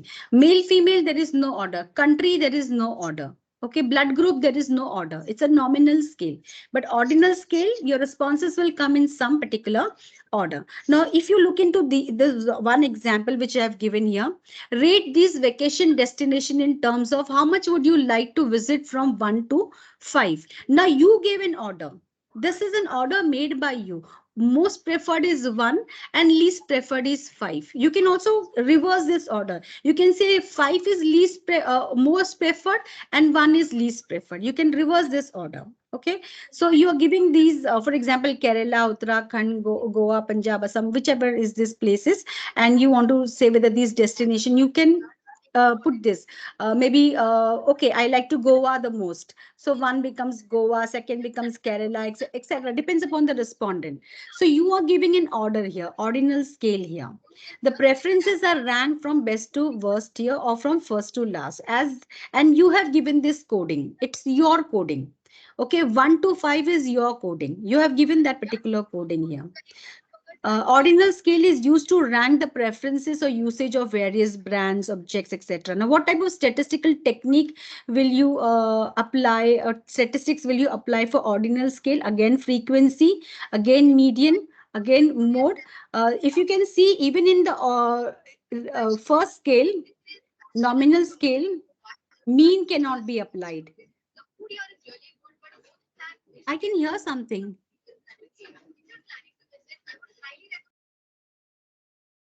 Okay, thank you. Apologies, ma'am. Yeah, that's fine. So you can see in nominal scale, you cannot apply mean. In ordinal scale, you cannot apply median and mode. Sometimes they will confuse you. Sometimes in vivas, etc., they can ask you this question: why didn't you apply mean? Then you can say the ordinal scale you cannot apply mean. You cannot come to that center average point. There cannot be an average point here. Okay. Yes, you can go for frequencies. You can go for median. You can go for mode, etc. So we come to the third scale, which is interval scale. So as I told you, how is your questions important here? So when you use a Likert scale, Okay, that's for example, as you can see here, it's interval scale contains the information available in an ordinal scale ranking, but with an added benefit of magnitude. Now, what is magnitude of ranking? You know that, for example, if you say, do you like your institution? Yes, no. You know the direction. Suppose if somebody is saying yes, that means that person is not liking. Do you like the institution? Yes, that means okay, the direction is towards positive. If he says no, okay, the direction is towards negative. So you know the direction, but you don't know the magnitude. But when you're asking with a interval scale, you get to know the magnitude. Okay, now for an example, I believe my college education has prepared me well to begin my career. If this is the question, if this is the statement, I believe my college education has prepared me well to begin my career. Now, please rate this on the scale of 1 to 5, where 1 is strongly disagree and 5 is strongly agree. So you know the magnitude now. The distance between 1 to 2 is same, 2 to 3 is same, 3 to 4 and 4 to 5. This distance is equidistance. Try to understand the scaling technique and the magnitude. The minute you move from somewhat disagree to strongly disagree, you get to know the magnitude. You know the direction, plus you know the magnitude, plus you know the shade. From neither to somewhat agree to somewhat strongly agree, you know the magnitude now. So when you're using this kind of interval scale, this is an interval scale, and mostly and largely we all use interval scale. Why we are using interval scale? Because we are trying to understand the variables. Now, I believe my college education has prepared me well to begin my career. If this is the statement, suppose I get to know that the college, suppose somebody is answering strongly agree. Okay, now you know the magnitude, now you know the direction as well. But to larger extent, you still don't know the shades. You don't know how the college is preparing to begin my career. If I want to know this further, I have to make a reflexive scale. Then I'll explain you that later. Okay. So इतना मुझे पता चल गया कि okay, my college is really helping me because the student is saying strongly agree. I know the magnitude is strongly saying strongly agree. That means is really feel that the college has helped the student to prepare or make his career, begin my career, prepare him well to begin his career. Strongly agreeing. But now I want to know which elements of the college activities had brought this strongly agree. I really want to know that. Then you have to divide into multiple variables. Then you have to think what the college education system is, which is preparing the student for a better career. Then you can bring in multiple more variables. Is it the technical sessions of the college? Is it the infrastructure of the college? Is it the timely placement of the college? Maybe the placement companies which are coming to college, or maybe the training sessions which are being given to students, or are we talking about the teachers caliber, the teachers resourcefulness in the institution? So there are so many other variables now. Now I want to know the magnitude about to each variable. Right now I have understood the magnitude towards one variable, but within that variable there are multiple other areas. So how can you club this whole questionnaire and you can bring up this questionnaire in a much better way? I'll explain you this in end with a reflexive scale. But interval scale is the one which you can immensely do your research with. Generally, largely, we all do our researches with interval scale. You can apply mean here. You can apply mean. See, sometimes they can ask you in your ordinal scale and nominal scale, why didn't you apply mean there? So you can say no, mean is applied in interval scale. My data has to be collected in a way. My questionnaire should be in an interval scale. Then I can do mean. If my questionnaire is in ordinal scale or no, maybe in a nominal scale, I cannot do mean. So here I can do mean, I can do standard deviation, I can do variances, coefficient of variances, I can do t-test, I can do f-test, I can do regression, correlation. I can do all these tests here with an interval scale. And if our scales are much more reflexive, then you will get an overall view. I'll explain you that how. Fine. So we go to the last one in this part, which is a rational scale. So even you can remember this as most of the people remember this as Neuer. N, you can see this N, nominal, N, O, I, R. N, O, this is interval, and R. NOIR. If you want to remember this on something, you can remember this is NOIR, Noir. That's a short form of remembering your nominal, your ordinal, your interval, and your ratio scale. So it's a very comprehensive scale. This overcomes the disadvantage of arbitrary origin point. Now, you need to understand what is an arbitrary origin point of the interval scale. Now, arbitrary original point is, let me explain you this. For an example, in the very beginning here, when you were asking male female, you have to code male female. Okay, so you say male is 1 and female is 2. Okay, you did some coding. So in an in a ratio scale, you cannot do your kind of coding. You cannot put up your 1 2. Okay, you have to follow what is an exact kind of numericals. For an example, income income from 1 lakh to 2 lakh, from 2 lakh to 3 lakh. So it will be 1 lakh to 2 lakh only, and it will be 2 lakh from 2 lakh and above. So you, or age from 14 to 20, from 21 to 30. So you're using the right numbers, actual numbers, the arbitrary numbers. Okay, you're using the actual expenses, profit, sales volume, weight. So you are not using any numbers. But when you're doing interval scale, you can use any numbers. Rated from 0.1 to 5. Strongly agree is 5 and agree is 4. You can also say strongly agree is 10 and agree is 9. You can say that way. That is your coding. So you can do coding the way you want. But here you cannot do that way. Again, all the statistical applications which you have applied for your interval scale can be applied for your ratio scale as well. Okay, moving forward with these 4 scaling techniques, we come to, I have given you this 4 scaling techniques in the nutshell with your questions. You start with nominal data categories, no order, ordinal data where there is an order, where there is a rank, order of scaling, come to interval where there is a difference between measurements, not no true zero. Okay, that is 1 to 2, 2 to 3, 3 to 4, 4 to 5. You are giving those shades, you are giving those magnitude, you are deciding those magnitudes. Here in ratio data, difference between measurements, true zero exists. What do you mean by true zero exists? Suppose if you say your income is 0, that means your income is actually 0. This is a true number. Okay, if your income is maybe 100 rupees, that means your income is actual 100 rupees. But in interval data, when I say 0 1 2 and 0 minus 1 minus 2, this is all made by me. Okay, so this is actually no true 0 and no 1 and 2, but then this is some magnitudes which are made by me to do some measurements. Okay, so we move on to understanding rating scales.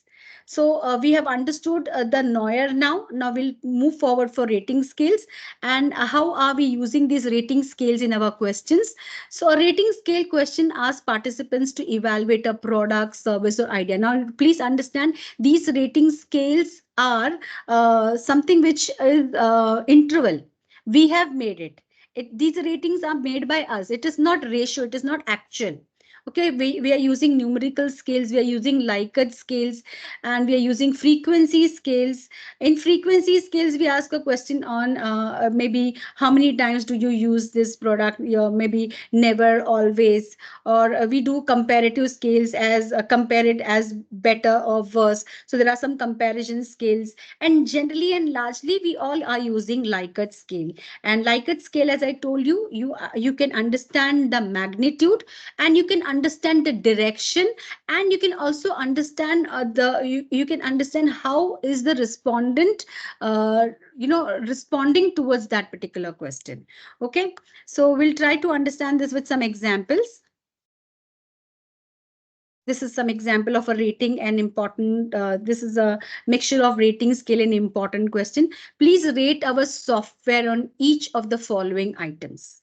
Okay. So easy of learning, easy of use, power and completeness, quality of technical support, quality of documentation. These are the variables.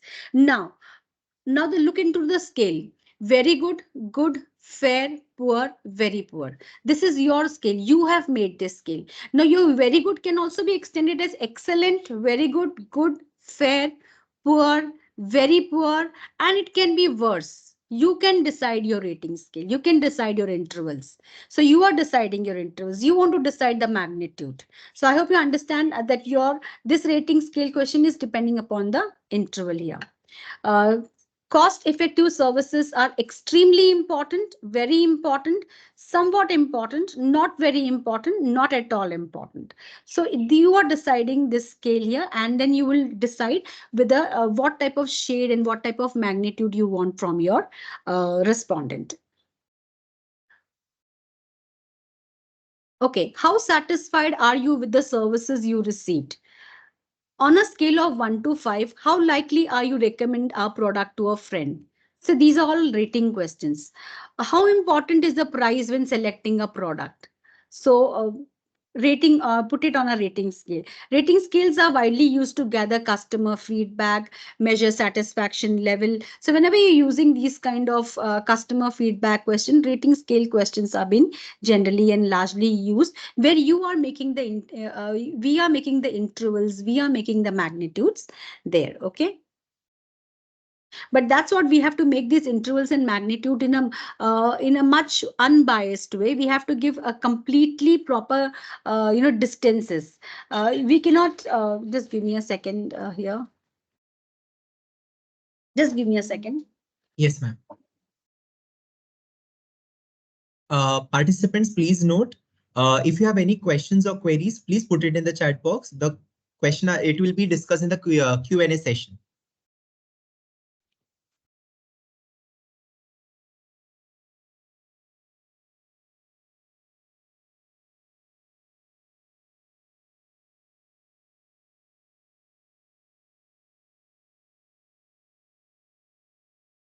Yeah, I'm very sorry for this. Okay. No issues, ma'am. Yeah, so this is one more example of a Likert scale here, and you can see using the Likert scale. Do you agree with the following statement? My work is very interesting. I'm not engrossed in my work all day, or life without my work will be dull. So you're giving this 1, 2, 3, 4, 5. Strongly agree, disagree, neither agree nor you need to keep this neutral part. This is again very important.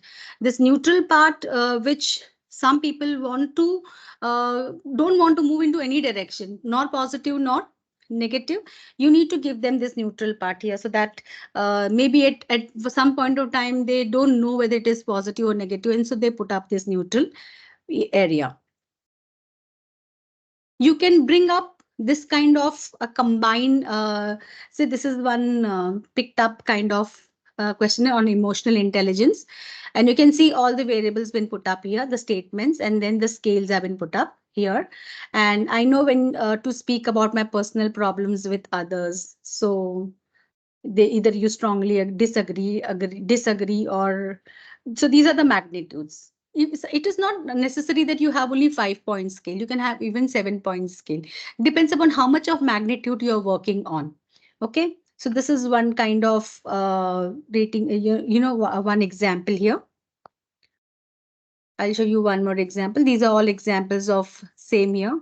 This is how satisfied or dissatisfied are you with each of the following. So the interaction with the staff, or your experience at the registered desk, or the organization of the store, or the waiting room, or the product offered, or the price. So you can go on with this list of the variable.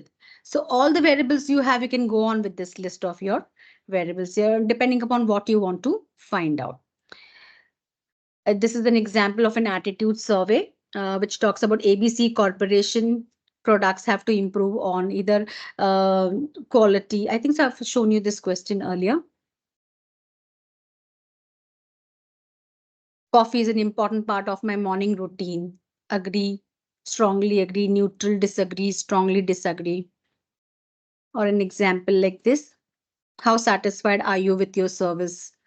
See, this is a slightly more magnified scale here. Extremely dissatisfied, moderately dissatisfied, slightly dissatisfied, neutral, slightly satisfied, moderately satisfied, extremely. Suppose if you want to have this scale much more wider, you can go for a bipolar scale. I'll show you a bipolar scale in which there are two extremes, and then you have multiple you can sections in between. So instead of Likert scale, you can go for a bipolar scale also. Coming to the ranking scale. So when we are using a ranking scale is scale questions ask participants to order items based on a specific criteria. Generally, in advertising, we do use this ranking scale. Rank this ad in comparison to this ad, or we give them 5 ads. Now you rank the 5 ads which you feel is the as per your ranking. Or sometimes this is also used, mostly used in marketing, that you give them 5 maybe variables of your product and say rank which variable you think is important in the product. And for an example, if they rank, suppose you're asking them, give us the 5 reasons why you think you like this product. I'll show you one more example here. For example, if they write, okay, the fragrance of the, for example, a soap. Okay, and you say give a ranking to these 5 areas, and you write fragrance, you write size, you write quality, maybe you write price, and they say fragrance is the best. So when you know that as a company that okay, people are selecting fragrance as first rank, then as a company I'll be a little reluctant to change the fragrance of my product. I may do some other experiment, but I'll keep up to the same fragrance, so that people, I know that basically people are liking my product because of the fragrance, so I will not change that. Okay, and if they are not, if the size is very insignificant for them, if somewhere size they have not even picked up, so I can do some variations with my size, I can do some experiments with my size if I'm a company, because I know that people have not opted for that particular variable there. So ranking products help companies to find out which particular element is the most important element in their services or in their product, or maybe involve whichever type of research we are doing there. So ranking scale question asks participants to order items based on specific criterion. Respondents are typically presented with a list of things and are asked to rank them from most important to least important, commonly used to identify customer preference or prioritize product features. So here are some examples here. Please rank the following product features in order of importance. Rank the following brands in order of importance. Or please rank the following customer services factors in order of importance. So you get to know, for example, I do this a lot in my class when I say, come on, give me, give me 5 brands, in class for footwear, and they quickly come up with 5 brands of footwear. Then they'll say generally what comes up is Bata, and what comes up is maybe a Nike or maybe Adidas, etc. These are the some of the brands which get surfaced. Then I tell them, okay, these are the 5 brands, now put this in the order of preference. Then they put up in the order of preference. Now they know that okay, brand awareness is something different and brand preference is something different. Brand awareness is how many brands do I know and how much do I know about those brands. And then if I ask them to put it into order of preference, then I know that okay, there are some people, for example, some person put Bata as first. Then you come to reflexive reason. Why do you think Bata is the best brand for you? Then you give them variables. Is it price, quality, availability, etc., etc.? And then they know why they're preferring on Bata is the best product. Okay, so your questions may keep on moving further, but the structures may differ. In the beginning, you ask them to list some 5 brands. In the second, you ask them to rank 5 brands, and in the third, you are asking them maybe a Likert scale. So how the questions move forward depending upon what you want to ask them. So here are some examples of ranking questions. using a scale of 0, not at all important, and from there to very important. Please rate the following aspects of our services in the restaurant. So here again, it's a numerical scale in between 1, 2, 3, 4, 5. 0 means not at all important. If you remember when I said in ordinal scale, 0, sorry, in an maybe in an interval scale, 0 is actually not 0. We have put up 0 for not at all important, and here we till 5 we have put up, which is very important. We have given one separate section also, no opinion, if you want. So you can put up things, even you can use tick marks here. One more example here. Now choosing between ranking and rating scale question. So if you choose rating scale questions, then yes, it is little easier for doing your statistical analysis. So if we want to measure attitude or opinion, rating scale is the best option. And if we wish to understand preferences, then ranking scales are more appropriate. If the sample rating scales are better for larger sample size. Okay, so if you compare rating scales and ranking scale questions, then if your sample size is very big, then it is better to go for a rating scale kind of questions. And so rating scale is better suited for more straightforward questions, so no much complexity, you will not find any much complexities into it. And if the context is customer satisfaction survey, what is the context is also important. What you want to find out, I want to find out maybe which product they're preferring about on which product, then yes, then ranking is important there. But if I want to find out about which maybe I know the direction that they like the price, or but how much do they like the price, then the rating is important. When I want to know the magnitude, then yes, rating is important. When I want to know the direction, then ranking is important there.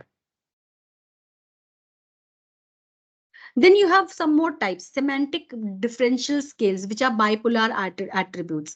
Bipolar attributes are two different scales, opposite scales, completely opposites. And how do we bring out this, and how do we bring out the shades, the magnitudes in between? So several bipolar attributes are identified at an extreme of scales, and the respondent are asked to indicate their attitude. I'll directly show you some examples of this bipolar. So you can see this: responsive, unresponsive, beautiful, ugly, courageous, timid. Now, for an example, I'll give an example of suppose if you have a coach and you're doing some kind of survey on the coach. So you need to tell us whether your coach is courageous or whether your coach is timid. So someone who is moving into this area, point one will say moving towards courageous. If you are here, that means you're moving towards timid. Okay, so this bipolar scale is something similar to Likert scale. The only thing is we are trying to show the magnitude here. Okay, and we can keep on increasing the magnitude if you want. You can also put in some numericals in between that. When you put in numericals in between that, then it becomes a numerical scale. It can be 5-point, it can be 7-point scale. Then how pleased are you with your new subject teacher? Extremely pleased, extremely displeased. So someone who thinks that, oh, I think so, it can be 7, extremely pleased. You can see the magnitude. Oh, that means the student is really liking this teacher. But if it is 5, that means teacher is okay, not that very okay. If it is somewhere around 3, that means he is little displeased. But if it is 1, that means he is really extremely displeased. So you know the shades again here. So this is so much similar to Likert scale. It is only bipolar. You're giving two different poles and you're bringing in a magnitude in between. So you can sometimes use a bipolar scale question also. So most of the time in marketing researches also, people use this kind of a bipolar scaling technique. How would you describe the services of XYZ Corporation? Efficient, inefficient, and in between you can put up your answer: fast or slow, reliable, unreliable. Okay, and how likely is that you would recommend this company to a friend or a colleague? So you start from 0 to 10. 0 means not at all, and extremely likely is 10. Sometimes we ask this question from two point of view: yes, no point of view. Do you think you will recommend this to your friend? And then you're asking them in yes, no. It is better to ask in from this magnitude point of view, you will really know whether he is moving towards 3, 2, 1. If it is 4, this 4 can anytime become 6, but 1 cannot become 6. He from not likely to, there is a possibility that he may recommend this company's product, but from 1 definitely he is not going to turn towards 6. Okay, 6, 7 or 8. There's something called a staple scale as well. A staple scale is also used to understand the negative magnitude. You know, sometimes this is very interesting if you look into. Sometimes you say, I kind of don't like this brand. Okay, so you say negative, 0. I want to give 0. I want to give negative. I want to give -1, -2, -3. Okay, -7. There can be such negative attitude towards that brand at times. So staple scale shows very, very positive and very, very negative. So generally it can be from 7 to 7 scale, -7 to +7 scale, but that becomes too very extreme. So for that, generally the numerical scale ranges from +3 to -3. Okay, so this is an example of a staple scale. You can also bring in a question like this. How would you rate your supervisor's abilities with respect to each of the characteristics mentioned below by circling the appropriate number? So adopting modern technology, product innovation, interpersonal skills. Suppose you're rating this. Suppose this can be for your maybe in some peer review, and this can be for the boss. Okay, and for example, interpersonal skill. How is the interpersonal skill of that person? So sometimes you will say, okay, it is +1. That means he makes an effort to meet people or he's resourceful. But if you say -1, that means he's arrogant at times. -3 is very bad. He doesn't know how to talk to people at all. So if I put up a scale -7, you can understand the magnitude that how bad is his interpersonal skills. Okay. Similarly, adopting modern technology. Maybe it is something about +3. Maybe that person wants to use new technology and he's using new technology. He's making an attempt. Maybe +1 is making an attempt to use new technology. +3 is very well versed with new technology. -1, maybe he doesn't want to, or -3 he doesn't want to, or is very bad, or is discouraging others as well. There can be many magnitude towards it. So this kind of a staple scale, which is a positive scale as well as a negative scale, which gives a right dimension, which tries to give you a right mindset towards a particular. Sometimes you really want to rate 2 very good. I really want to rate 2 very good. So this plus gives us that feeling, oh, this +3, +4, and minus gives that feeling that, oh, this is really, really very bad. Okay, so this can also be one kind of a scale. Since this does not have an absolute 0, I have explained you what is an absolute 0. There is no 0 here. So +1, +2, +3, -1, -2, -3. So we are not keeping a absolute 0 point of an interval scale here. So this also can be used in many cases. There is one more type which is fixed or constant sum scale in our questionnaire, and this is generally where you are making your respondent answer in a percentage wise, and you want the respondent to put up some percentage. I have explained you this example even earlier. Suppose the importance of soap quality, fragrance, color, size, shape. Suppose you give them 4 variables and you ask them to put this percentage. How important is fragrance? Then they say 60% is fragrance importance. How important is color? 20% is color importance. Size 10% and shape 10%. So now I as a company know that 60% is fragrance importance. So I will not do much changes in that. But if I think that, okay, color is just 20%, little insignificant, or shape is 10%, very insignificant in their mindset. So I will bring in changes in the shape of my product, because I know if I bring in changes in the shape, the consumers will not stop buying my product, because they are buying my product for fragrance. They're not buying my product for shape or size. So I am in a better position to understand my marketing techniques. I can alter my marketing techniques according to this. But the only thing is, when they are allotting this percentage, the total should be 100. So this becomes a little difficult way for making the consumer, the respondent answer. But this is one of the way which the respondent also answers the questions. Okay, so this is some questions which is buying propensity questions. Again, we are trying to understand the probability of buying. How much do you think the consumers will buy this particular product if you are adding up one more variable to the product? So here definitely will buy, probably not, not sure, definitely not. So you can also bring in this kind of a question, which is the buying propensity question. Tick mark and matrix, you can have two things together. So suppose for here, brand 1, brand 2, brand 3, brand 4. How is brand 1, whether it is high tech, whether it is elite, whether it is affordable, functional, none of these. So maybe they feel, if they feel, they will tick mark. If they don't feel, they will not tick mark. You're not giving any direction here. It depends upon the respondent. If they feel it is affordable, they'll tick mark. If they feel it is not affordable, they'll not tick mark. So this is one more example of tick mark kind of a question or a matrix kind of a question. See here, this is again two-way here.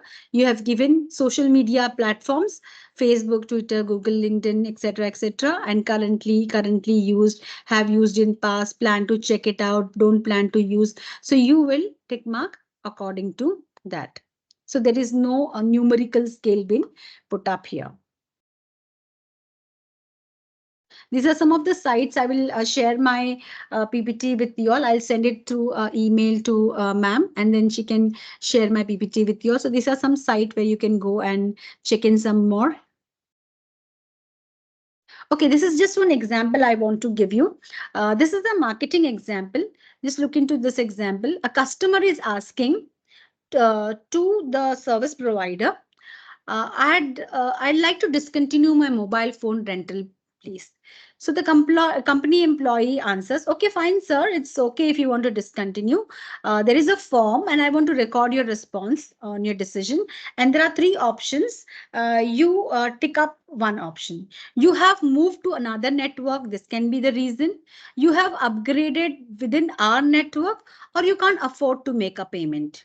Then the customer says, these three options you're giving me, but any of these three options doesn't fits me. I have decided just I don't want to own your mobile anymore. So it is not that I have moved to another network, nor I have upgraded in your network, nor I cannot pay. So none of this is true. So what the company employee says, but sir, we have only this setup. You have to kind of tick mark one of the option. So now he wanted to end the conversation and the customer tick marks one of the option. Okay, can't afford to pay. So what is happening here? Because you have made a wrong class interval and you have not made an exhaustive class interval.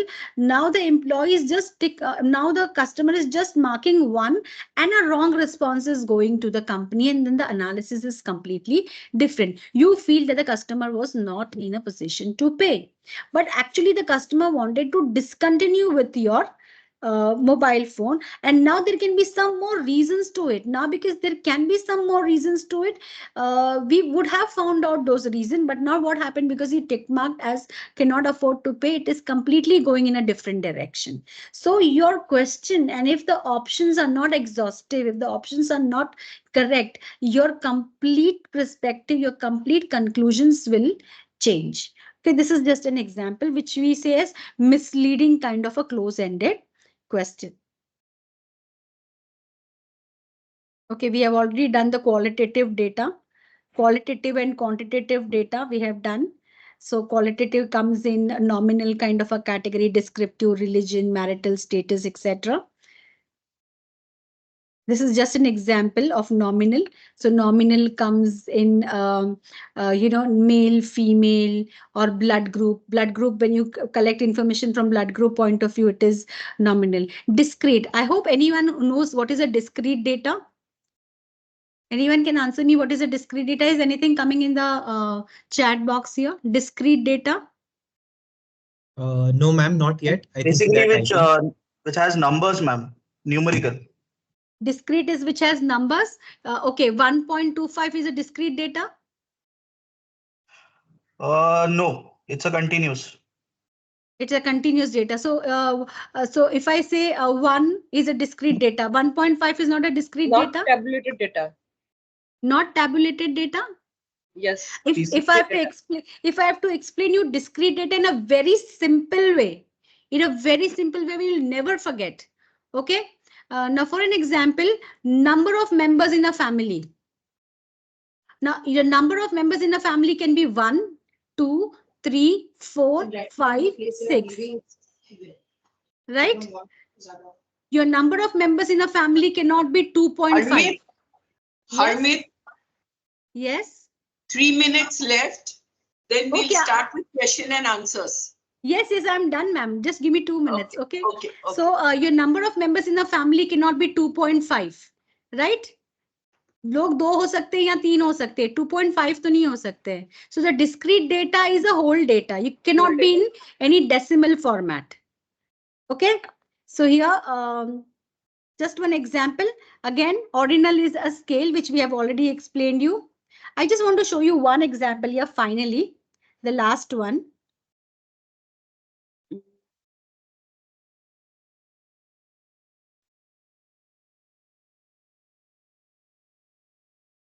Give me 1 second.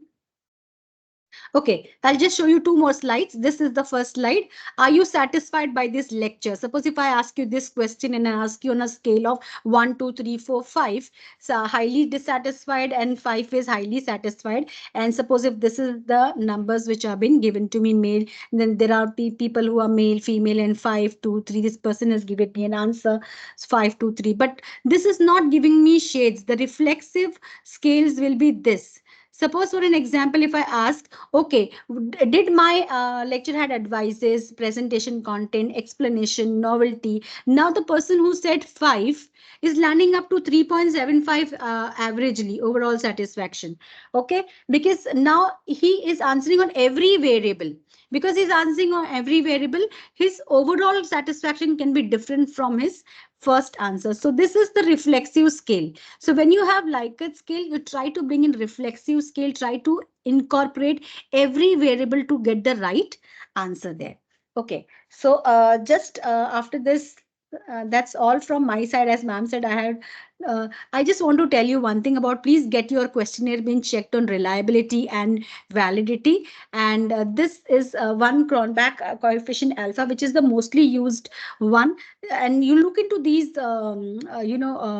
decimals at 0.9, 0.9, lesser than that, or lesser than this, acceptable. So try to know this scale. Suppose in YYX, they will say if your Cronbach alpha was 0.6, and they said no, my Cronbach alpha was 0.6, and you don't know that 0.6 is a questionable scale. So in the very first round only, they will say, okay, if your questionnaire itself was a was a questionable scale, maybe how testing, how did you then move forward to it? So it's very important that you know this this particular slide, that you know at which scale your or which point your questionnaire is an excellent. And this is a very there are certain softwares who do this, so you don't have to understand. I'll just explain you the reliability and validity in just one sentence here.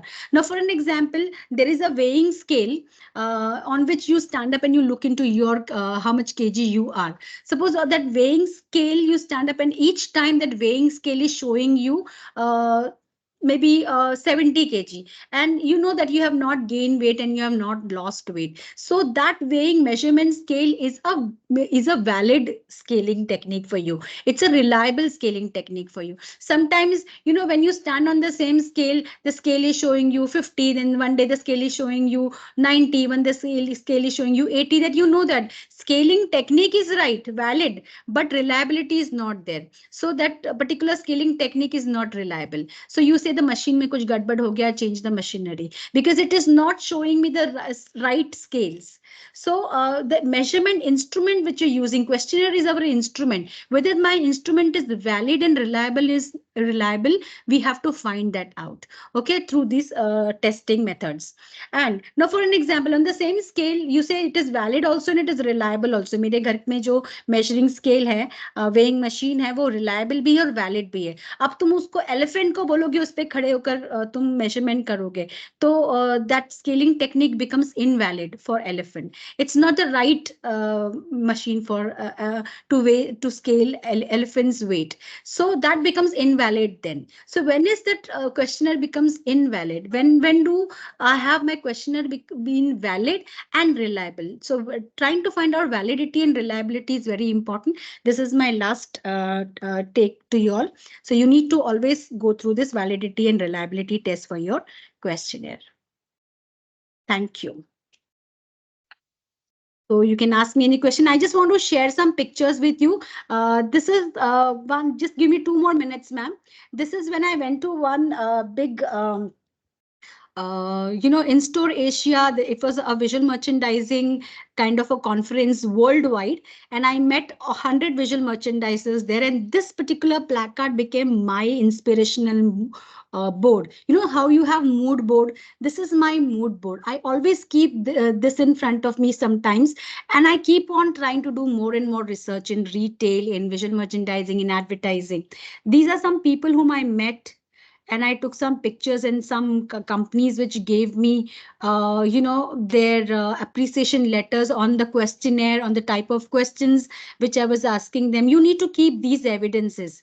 Try to meet people, do some kind of, recording, some video recordings with them, and you present that your questionnaire and the way you have collected your questionnaire was very, very authentic. The way you met people was very authentic, and how they have given you insight over your, insight over your particular area and your topic. So this is just some pictures which I have shared with you. And all this was inspired by my great ma'am, Vidya ma'am, and she always kept telling me, come on, take your pictures, whatever you're putting into your PhD research, put your own pictures, click your pictures, meet people, and, take some kind of a token from them. So all that has been collected by me, or with the inspiration given to me by ma'am. So over to your question answers now. I am minimizing my this. Okay. I hope I've done some justice with the topic and something good I could share. Yes, ma'am. It was an interesting session. So we are good to go with the Q&A round. Participants are requested to put up their questions in the chat box. We are getting lots of thumbs up and clappings and applauds for your session, ma'am. Sabir, I want to compliment Harmeet. Harmeet, Yes, you ma'am. crossed all the boundaries. What, You've ma'am? gone far ahead, and I'm so proud of you. Yeah, Thank you, ma'am. Thank you. And I'm feeling so satisfied to see this picture of yours, to see a very Oh. I cannot hear anything, ma'am. I think so I've lost contact.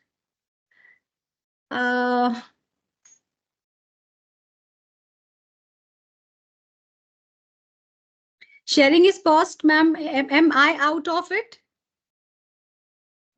Excuse me, ma'am. Yeah. I think so, Ma'am. ma'am. Yeah, ma'am. There's a power Glitch, cut. there's a glitch. So Yeah. No. There's a power cut. So Oh, we'll okay. soon be joining. Oh, thank Just give God it us is. 10 to 15. At least I finished my content here. Yeah.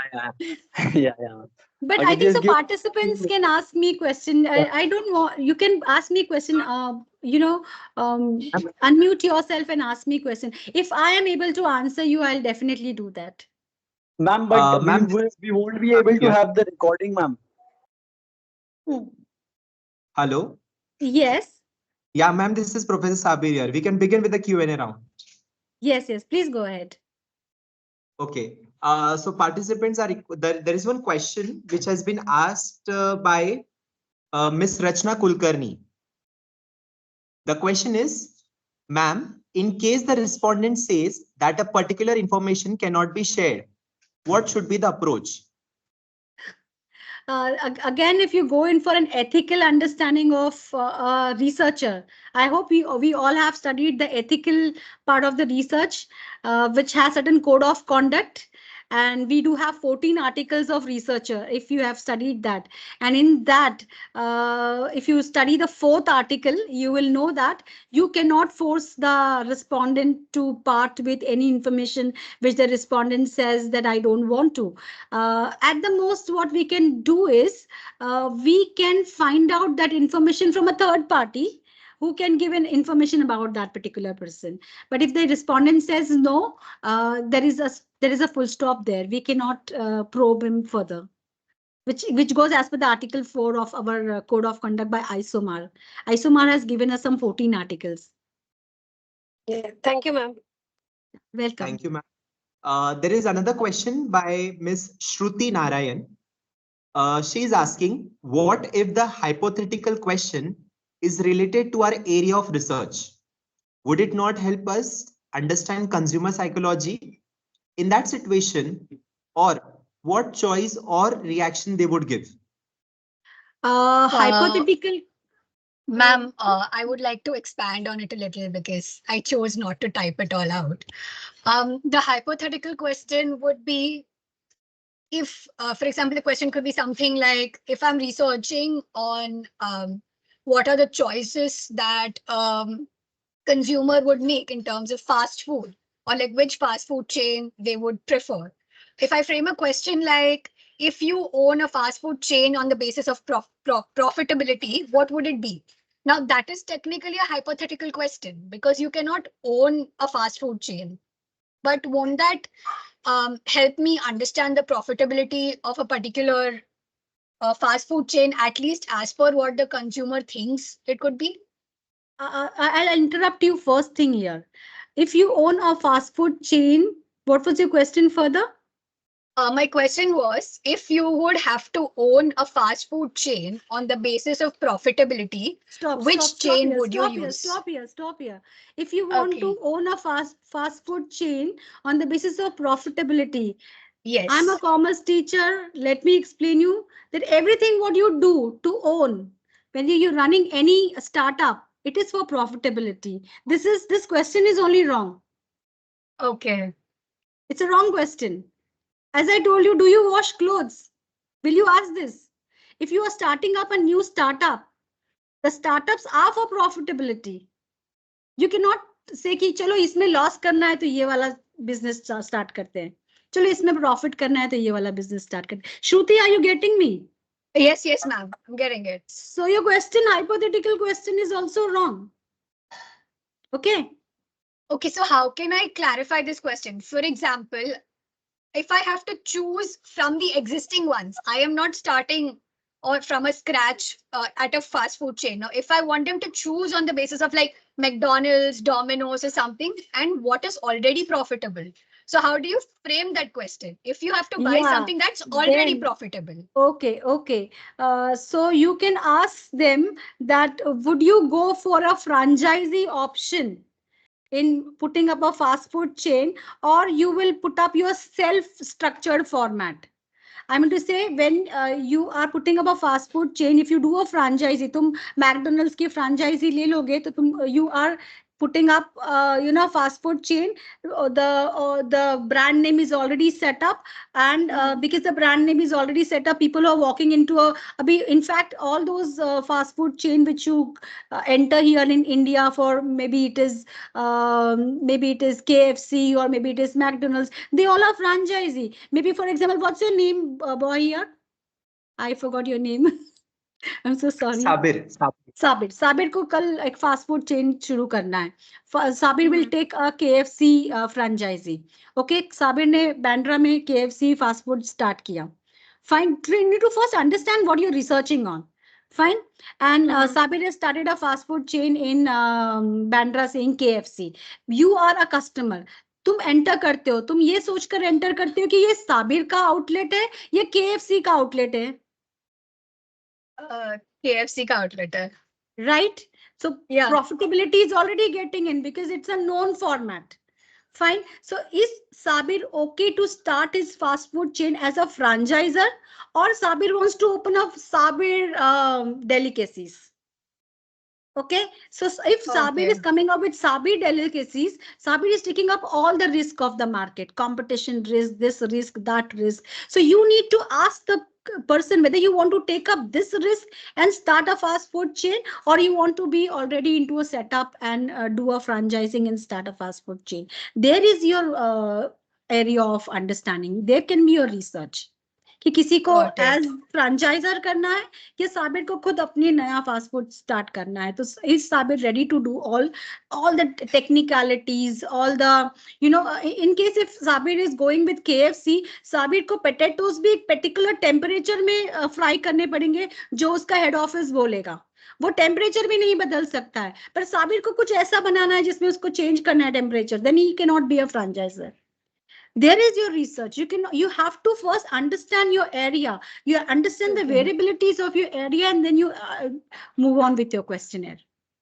Understood. Have Thank have you. I answered? Okay. Yes, ma'am, you answered my question. Also, just to give a disclaimer, I'm actually a literature student, but I've been working in the corporate, so that's where I got this example Great, from. great. That's great. That's great. Thank you. Next, the question is from Sapna ma'am. The question is, Madam, is it necessary to show the questionnaire to the expert statistician? I would request Sapna ma'am to please switch on her video. Sapna ma'am.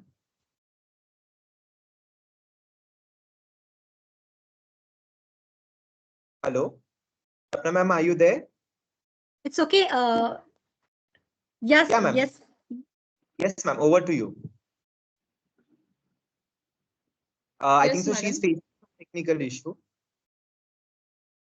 It's okay. The thing is, when we show it to an expert statistician, see, today it is very easy to do your own statistical analysis. You have most of the softwares. We don't even have to depend upon statisticians for, how to read them, how to kind of understand your p value.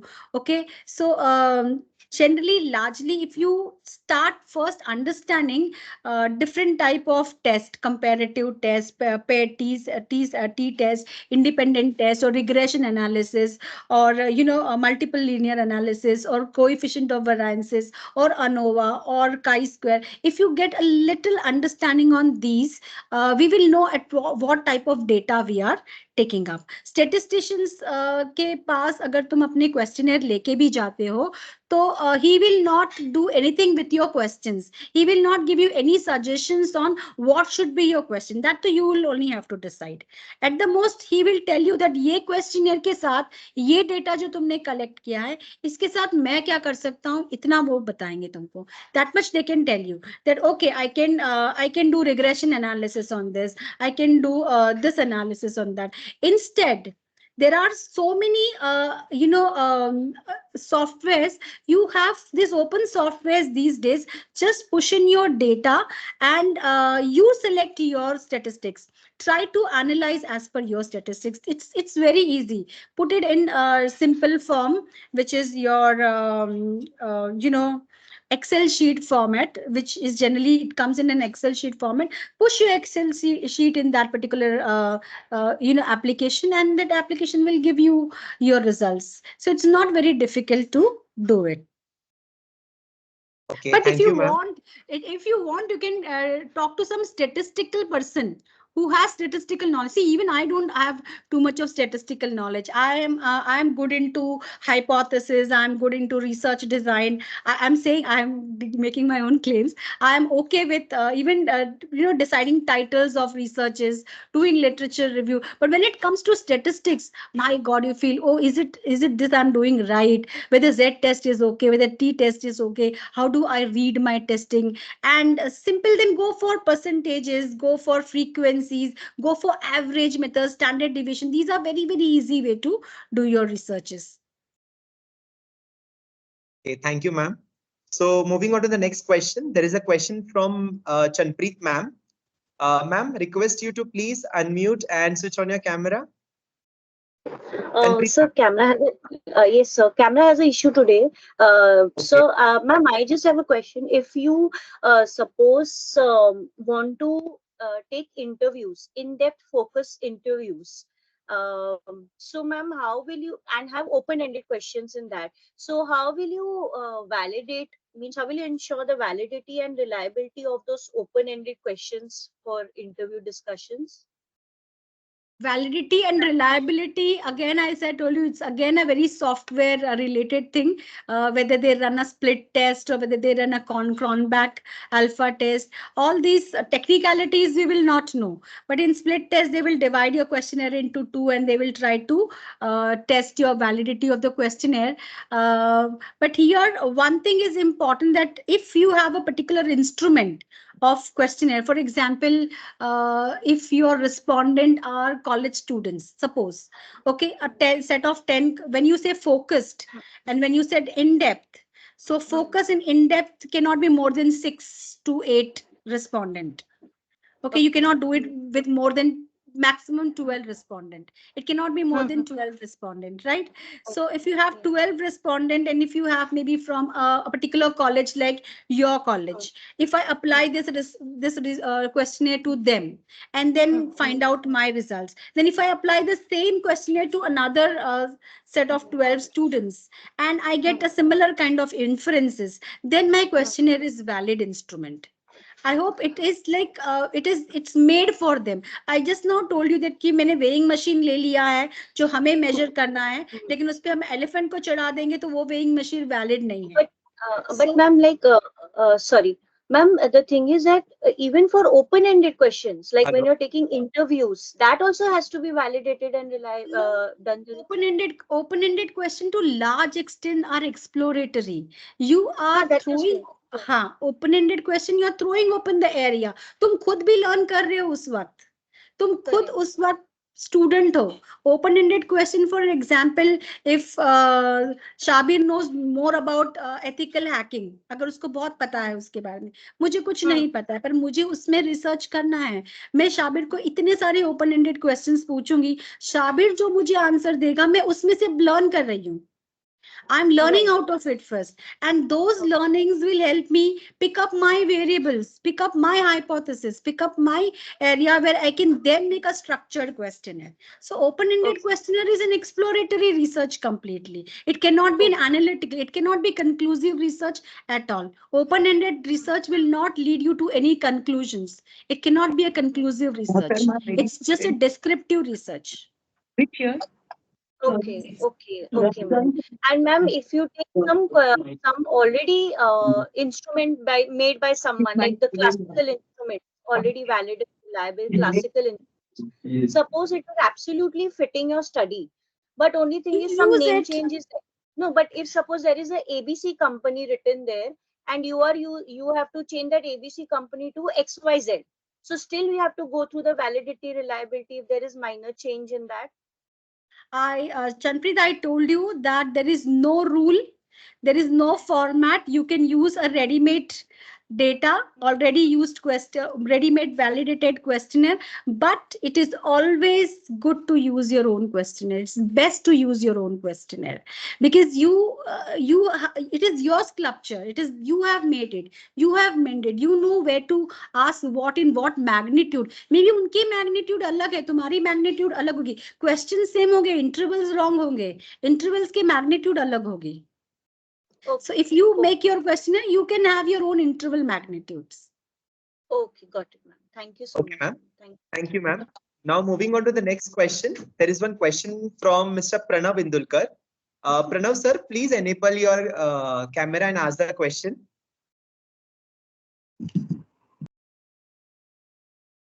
Hello, ma'am. Pranav here.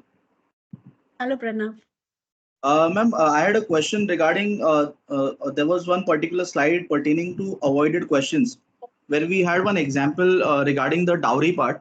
So wherein you had asked that we have to ask an indirect question relating to like what most of people do in that situation. So I wanted to know whether there could be some bias when we ask such question. Can we get a biased answer Even based if on what? Okay. I remember you were doing some research on bank, right? Yes, yes. What was that? Pranav. Pranav, your topic of research was something related to bank. Yes, yes. I am doing a PhD on bad bank, the need of bad bank. Bad bank theory. Okay, okay, fine, fine. Right, right. I remember your presentation then. Okay. Now your question is, suppose if I'm asking you, Pranav, that will you take dowry when you get married? So maybe you want to take, but अब तो अच्छा बनना है ना सबके सामने, तो तुम क्या बोलोगे? No, no, I will not take. तो bias तो अभी भी हो गया. Bias तो हो ही गया ना. So biasness, when you are attacking directly, then it is because they are respondent. They will, उन्होंने गीता पे तो हाथ नहीं रखा है ना. So there is Right. always a probability that they will be biased with their answer. So you have to ask in such a way, do you think that today's youngster should take dowry? तो तुम अपनी मन की बात बोलोगे जो सच होगी. Better than if your parents are forcing you to take dowry, but you think dowry should not be taken, then the biasness will be reduced to a larger extent. That is why the question should be indirect and not a direct attack. No, because Are you ma'am, getting it? when I am working on my topic, no, so if I am asking certain questions to my respondents when they are from the bank, so I get answers कि नहीं भाई सब कुछ ठीक ही चल रहा है करके. So that is why I asked you this particular question. तुम पॉलिटिशियन से पूछोगे क्या सब ठीक चल रहा है तो लोग बोलेंगे सब ठीक चल रहा है. तुम लोगों से पूछो ठीक चल रहा है कि नहीं तो वो बताएंगे ठीक नहीं चल रहा है. तो you are asking a wrong question to a wrong person. Are you getting my point? Yes, bank के yes. मैनेजर से पूछोगे सब ठीक चल रहा है, हाँ भाई सब ठीक चल रहा है. तुम एम्प्लॉय से पूछो सब ठीक चल रहा है या नहीं, they will give you a right picture. Okay. To maybe Fine. the lower level will give you a right picture. Sometimes peons give a right picture कि Okay, भाई ma'am. यहाँ ये गड़बड़ चल रही है. Okay, so the more lower you go, the more authentic responses you will get to that Okay. extent. You Okay, getting ma'am. my point? Yes, yes, Okay, I sure. hope I answered your question. Yes, yes. Perfect, ma'am. Ma'am, so we'll discuss the last question of the day. It's a question from CA Oral. It is how to collect financial data for 5 years through a questionnaire. How to collect financial data for 5 years through question. That's a very simple thing. It is from where are you collecting the data first, Oral? Yes, ma'am. Yes, ma'am, I'll introduce. So your session was really great and informative. So Thank my you. PhD research topic is, am I audible? Yes, yes, you're very Yes. much audible. My PhD research topic is financial performance of startups related to food and beverage industry in Thane. And I have set the years Startup India movement was introduced in 2016, so 16 to 22. So this is going to be my area of years of study. So now I have to collect 5 years financial data, maybe sales, profits, investment in fixed assets, other sorts of Okay, I investment. understood. Yeah. Yes. Uril, just give me one insight here. Maybe I may be wrong here. When you say startup, the very first 3 years of startup, they can be unprofitable, right? Yes, ma'am. Correct. So I have Correct. to study trend. So health-wise, a startup in the first 3 years may be looking like falling down startup. Okay, fourth year, fifth year, maybe वो lifting up होगा or maybe later on वो profitable होगा. So you tell me in the first 3 years when the startup is struggling, what exactly you want to find out with that struggling point of startup? I have to just study their financial performances. Means basically over a period of 5 years, I'll be studying over their ratios, return on investment, return on capital employed, return on fixed assets, gross profit, net profit ratios, So investment in. definitely you cannot put up, say, I'm not trying to change your research or anything, but the very beginning of startups, basically majority of startups in India fail. Okay. And because of the financial health in the beginning. So in the beginning, first 3 years, तो उनको काफी relaxations भी होते हैं. Correct. Yes. उनको काफी tax relaxations भी होते हैं, बहुत कुछ होते हैं, तो उनका financial health will look different as to what will be their health later on. So you if you want to even do this, See, in your particular, say, I'm going to ask your answer your question. So in a questionnaire where you're asking, give us the investment in your asset in whichever year they are. Year 1, year 2, year 3, year 4, year 5. So तुम 5 years के column बना लो उनके लिए. So and you can ask your question कि how much was the asset value in year 1, year 2, year 3, year 4, year 5. They will write their asset value. So this is how you can compile their data. So you have to segregate and give them columns so that they are little easy to put in their responses there. So you have to make that format for 5 years. So your questionnaire, which is 1 year, can be tabulated into 5 years and collect the data accordingly. But basically for me, the first 2-3 years is not a judgmental year for startups. Yes, ma'am. Correct. Okay. Have I answered your question? Yes, ma'am, I got it. Column and otherwise I must design it. So questionnaire will remain the same. The only thing is you have to give them that column benefit where they will know which year ka outcome to write there. So they will give you year wise, or if they have a year wise, or maybe they have a compiled kind of a data. But if you take a compiled data, you'll not be able to compare. So you can take a year wise data from them. You can do it like that. Yes, I got But the I doubt people will cooperate here with you. I have a doubt. Because that's again a very, very personal data. Financial data is always personal data. So in fact, when I was telling ma'am, when I was doing my research, I had one area of finances, but which I have to drop down later because no companies were giving me a complete, information on finances. So at the most, they were only telling me how much percentage they are putting up of profit, etc. But they are not giving me the right percentage of profit. Then how do I calculate the percentage of, expenditure on visual merchandising? So these are some of the areas which we have to somewhere, estimate, judge, and do some kind of an assumption there to do some conclusion which can be descriptive, not conclusive. I hope I've answered your question. Yes. Ma'am, I got it. It just led to another question. So you mean that the initial struggling years should be excluded for the study? Don't exclude it. You Make it mean a to different. indicate? Don't exclude anything. Give it a different dimension. Give it a different dimension. Initial years as compared to later years. Give it a comparative dimension. You can give a comparative Okay, your research will give a different turn altogether. Your research will have a different perspective altogether. It will have a meaning to what you're doing. Harmeet, you have answered his question perfectly. Thank you. Okay.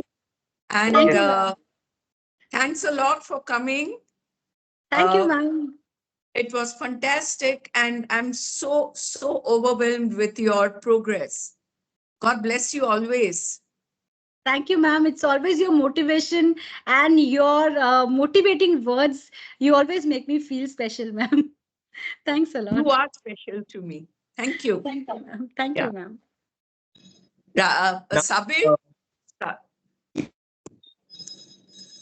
Sabir? It's a formal vote of thanks. Before starting a vote of thanks, yes, ma'am. Yeah, okay. Wind up. Before moving ahead with a formal vote of thanks, I would like to apologize for the participants that due to some technical glitch of few seconds or few minutes, I can say, we missed out some part. But I hope you would forgive us for that part. Ma'am, first of all, I would like to thank you for conducting such a wonderful session. The session was very much interactive. Myself, even I am a PhD student who is currently doing a PhD right now. What I feel is there are different type of error which we always make in a PhD. And the most important error which we can avoid is the error done by the researcher. And the major error which a researcher do is in framing the questionnaire. I have attended the whole session, and the whole session you have taken from a base knowledge, right from what is questionnaire, how it is to be framed, different type of measurement scales, and how to code it.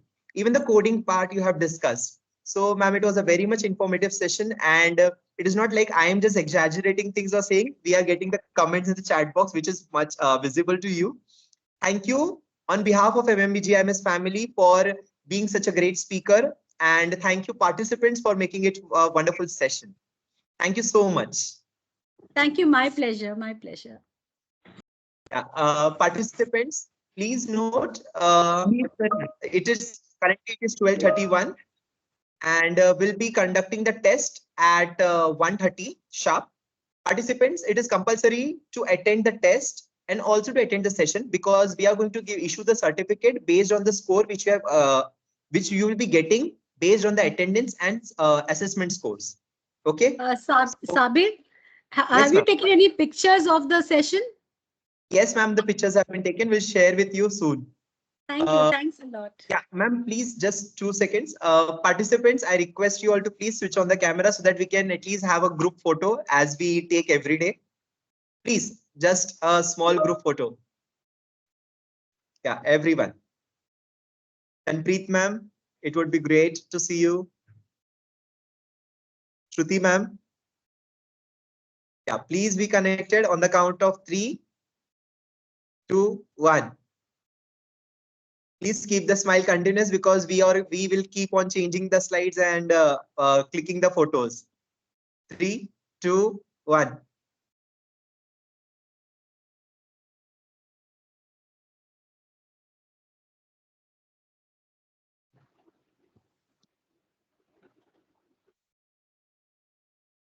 Thank you so much. Thank you so much, everyone. Thank you for being such a wonderful audience. So we'll end the session here. Thank you so much. Thank you. So I'll take a Thank you. leave. Thank you. Thanks a lot, Thank you all. Shabir. Thanks, everyone.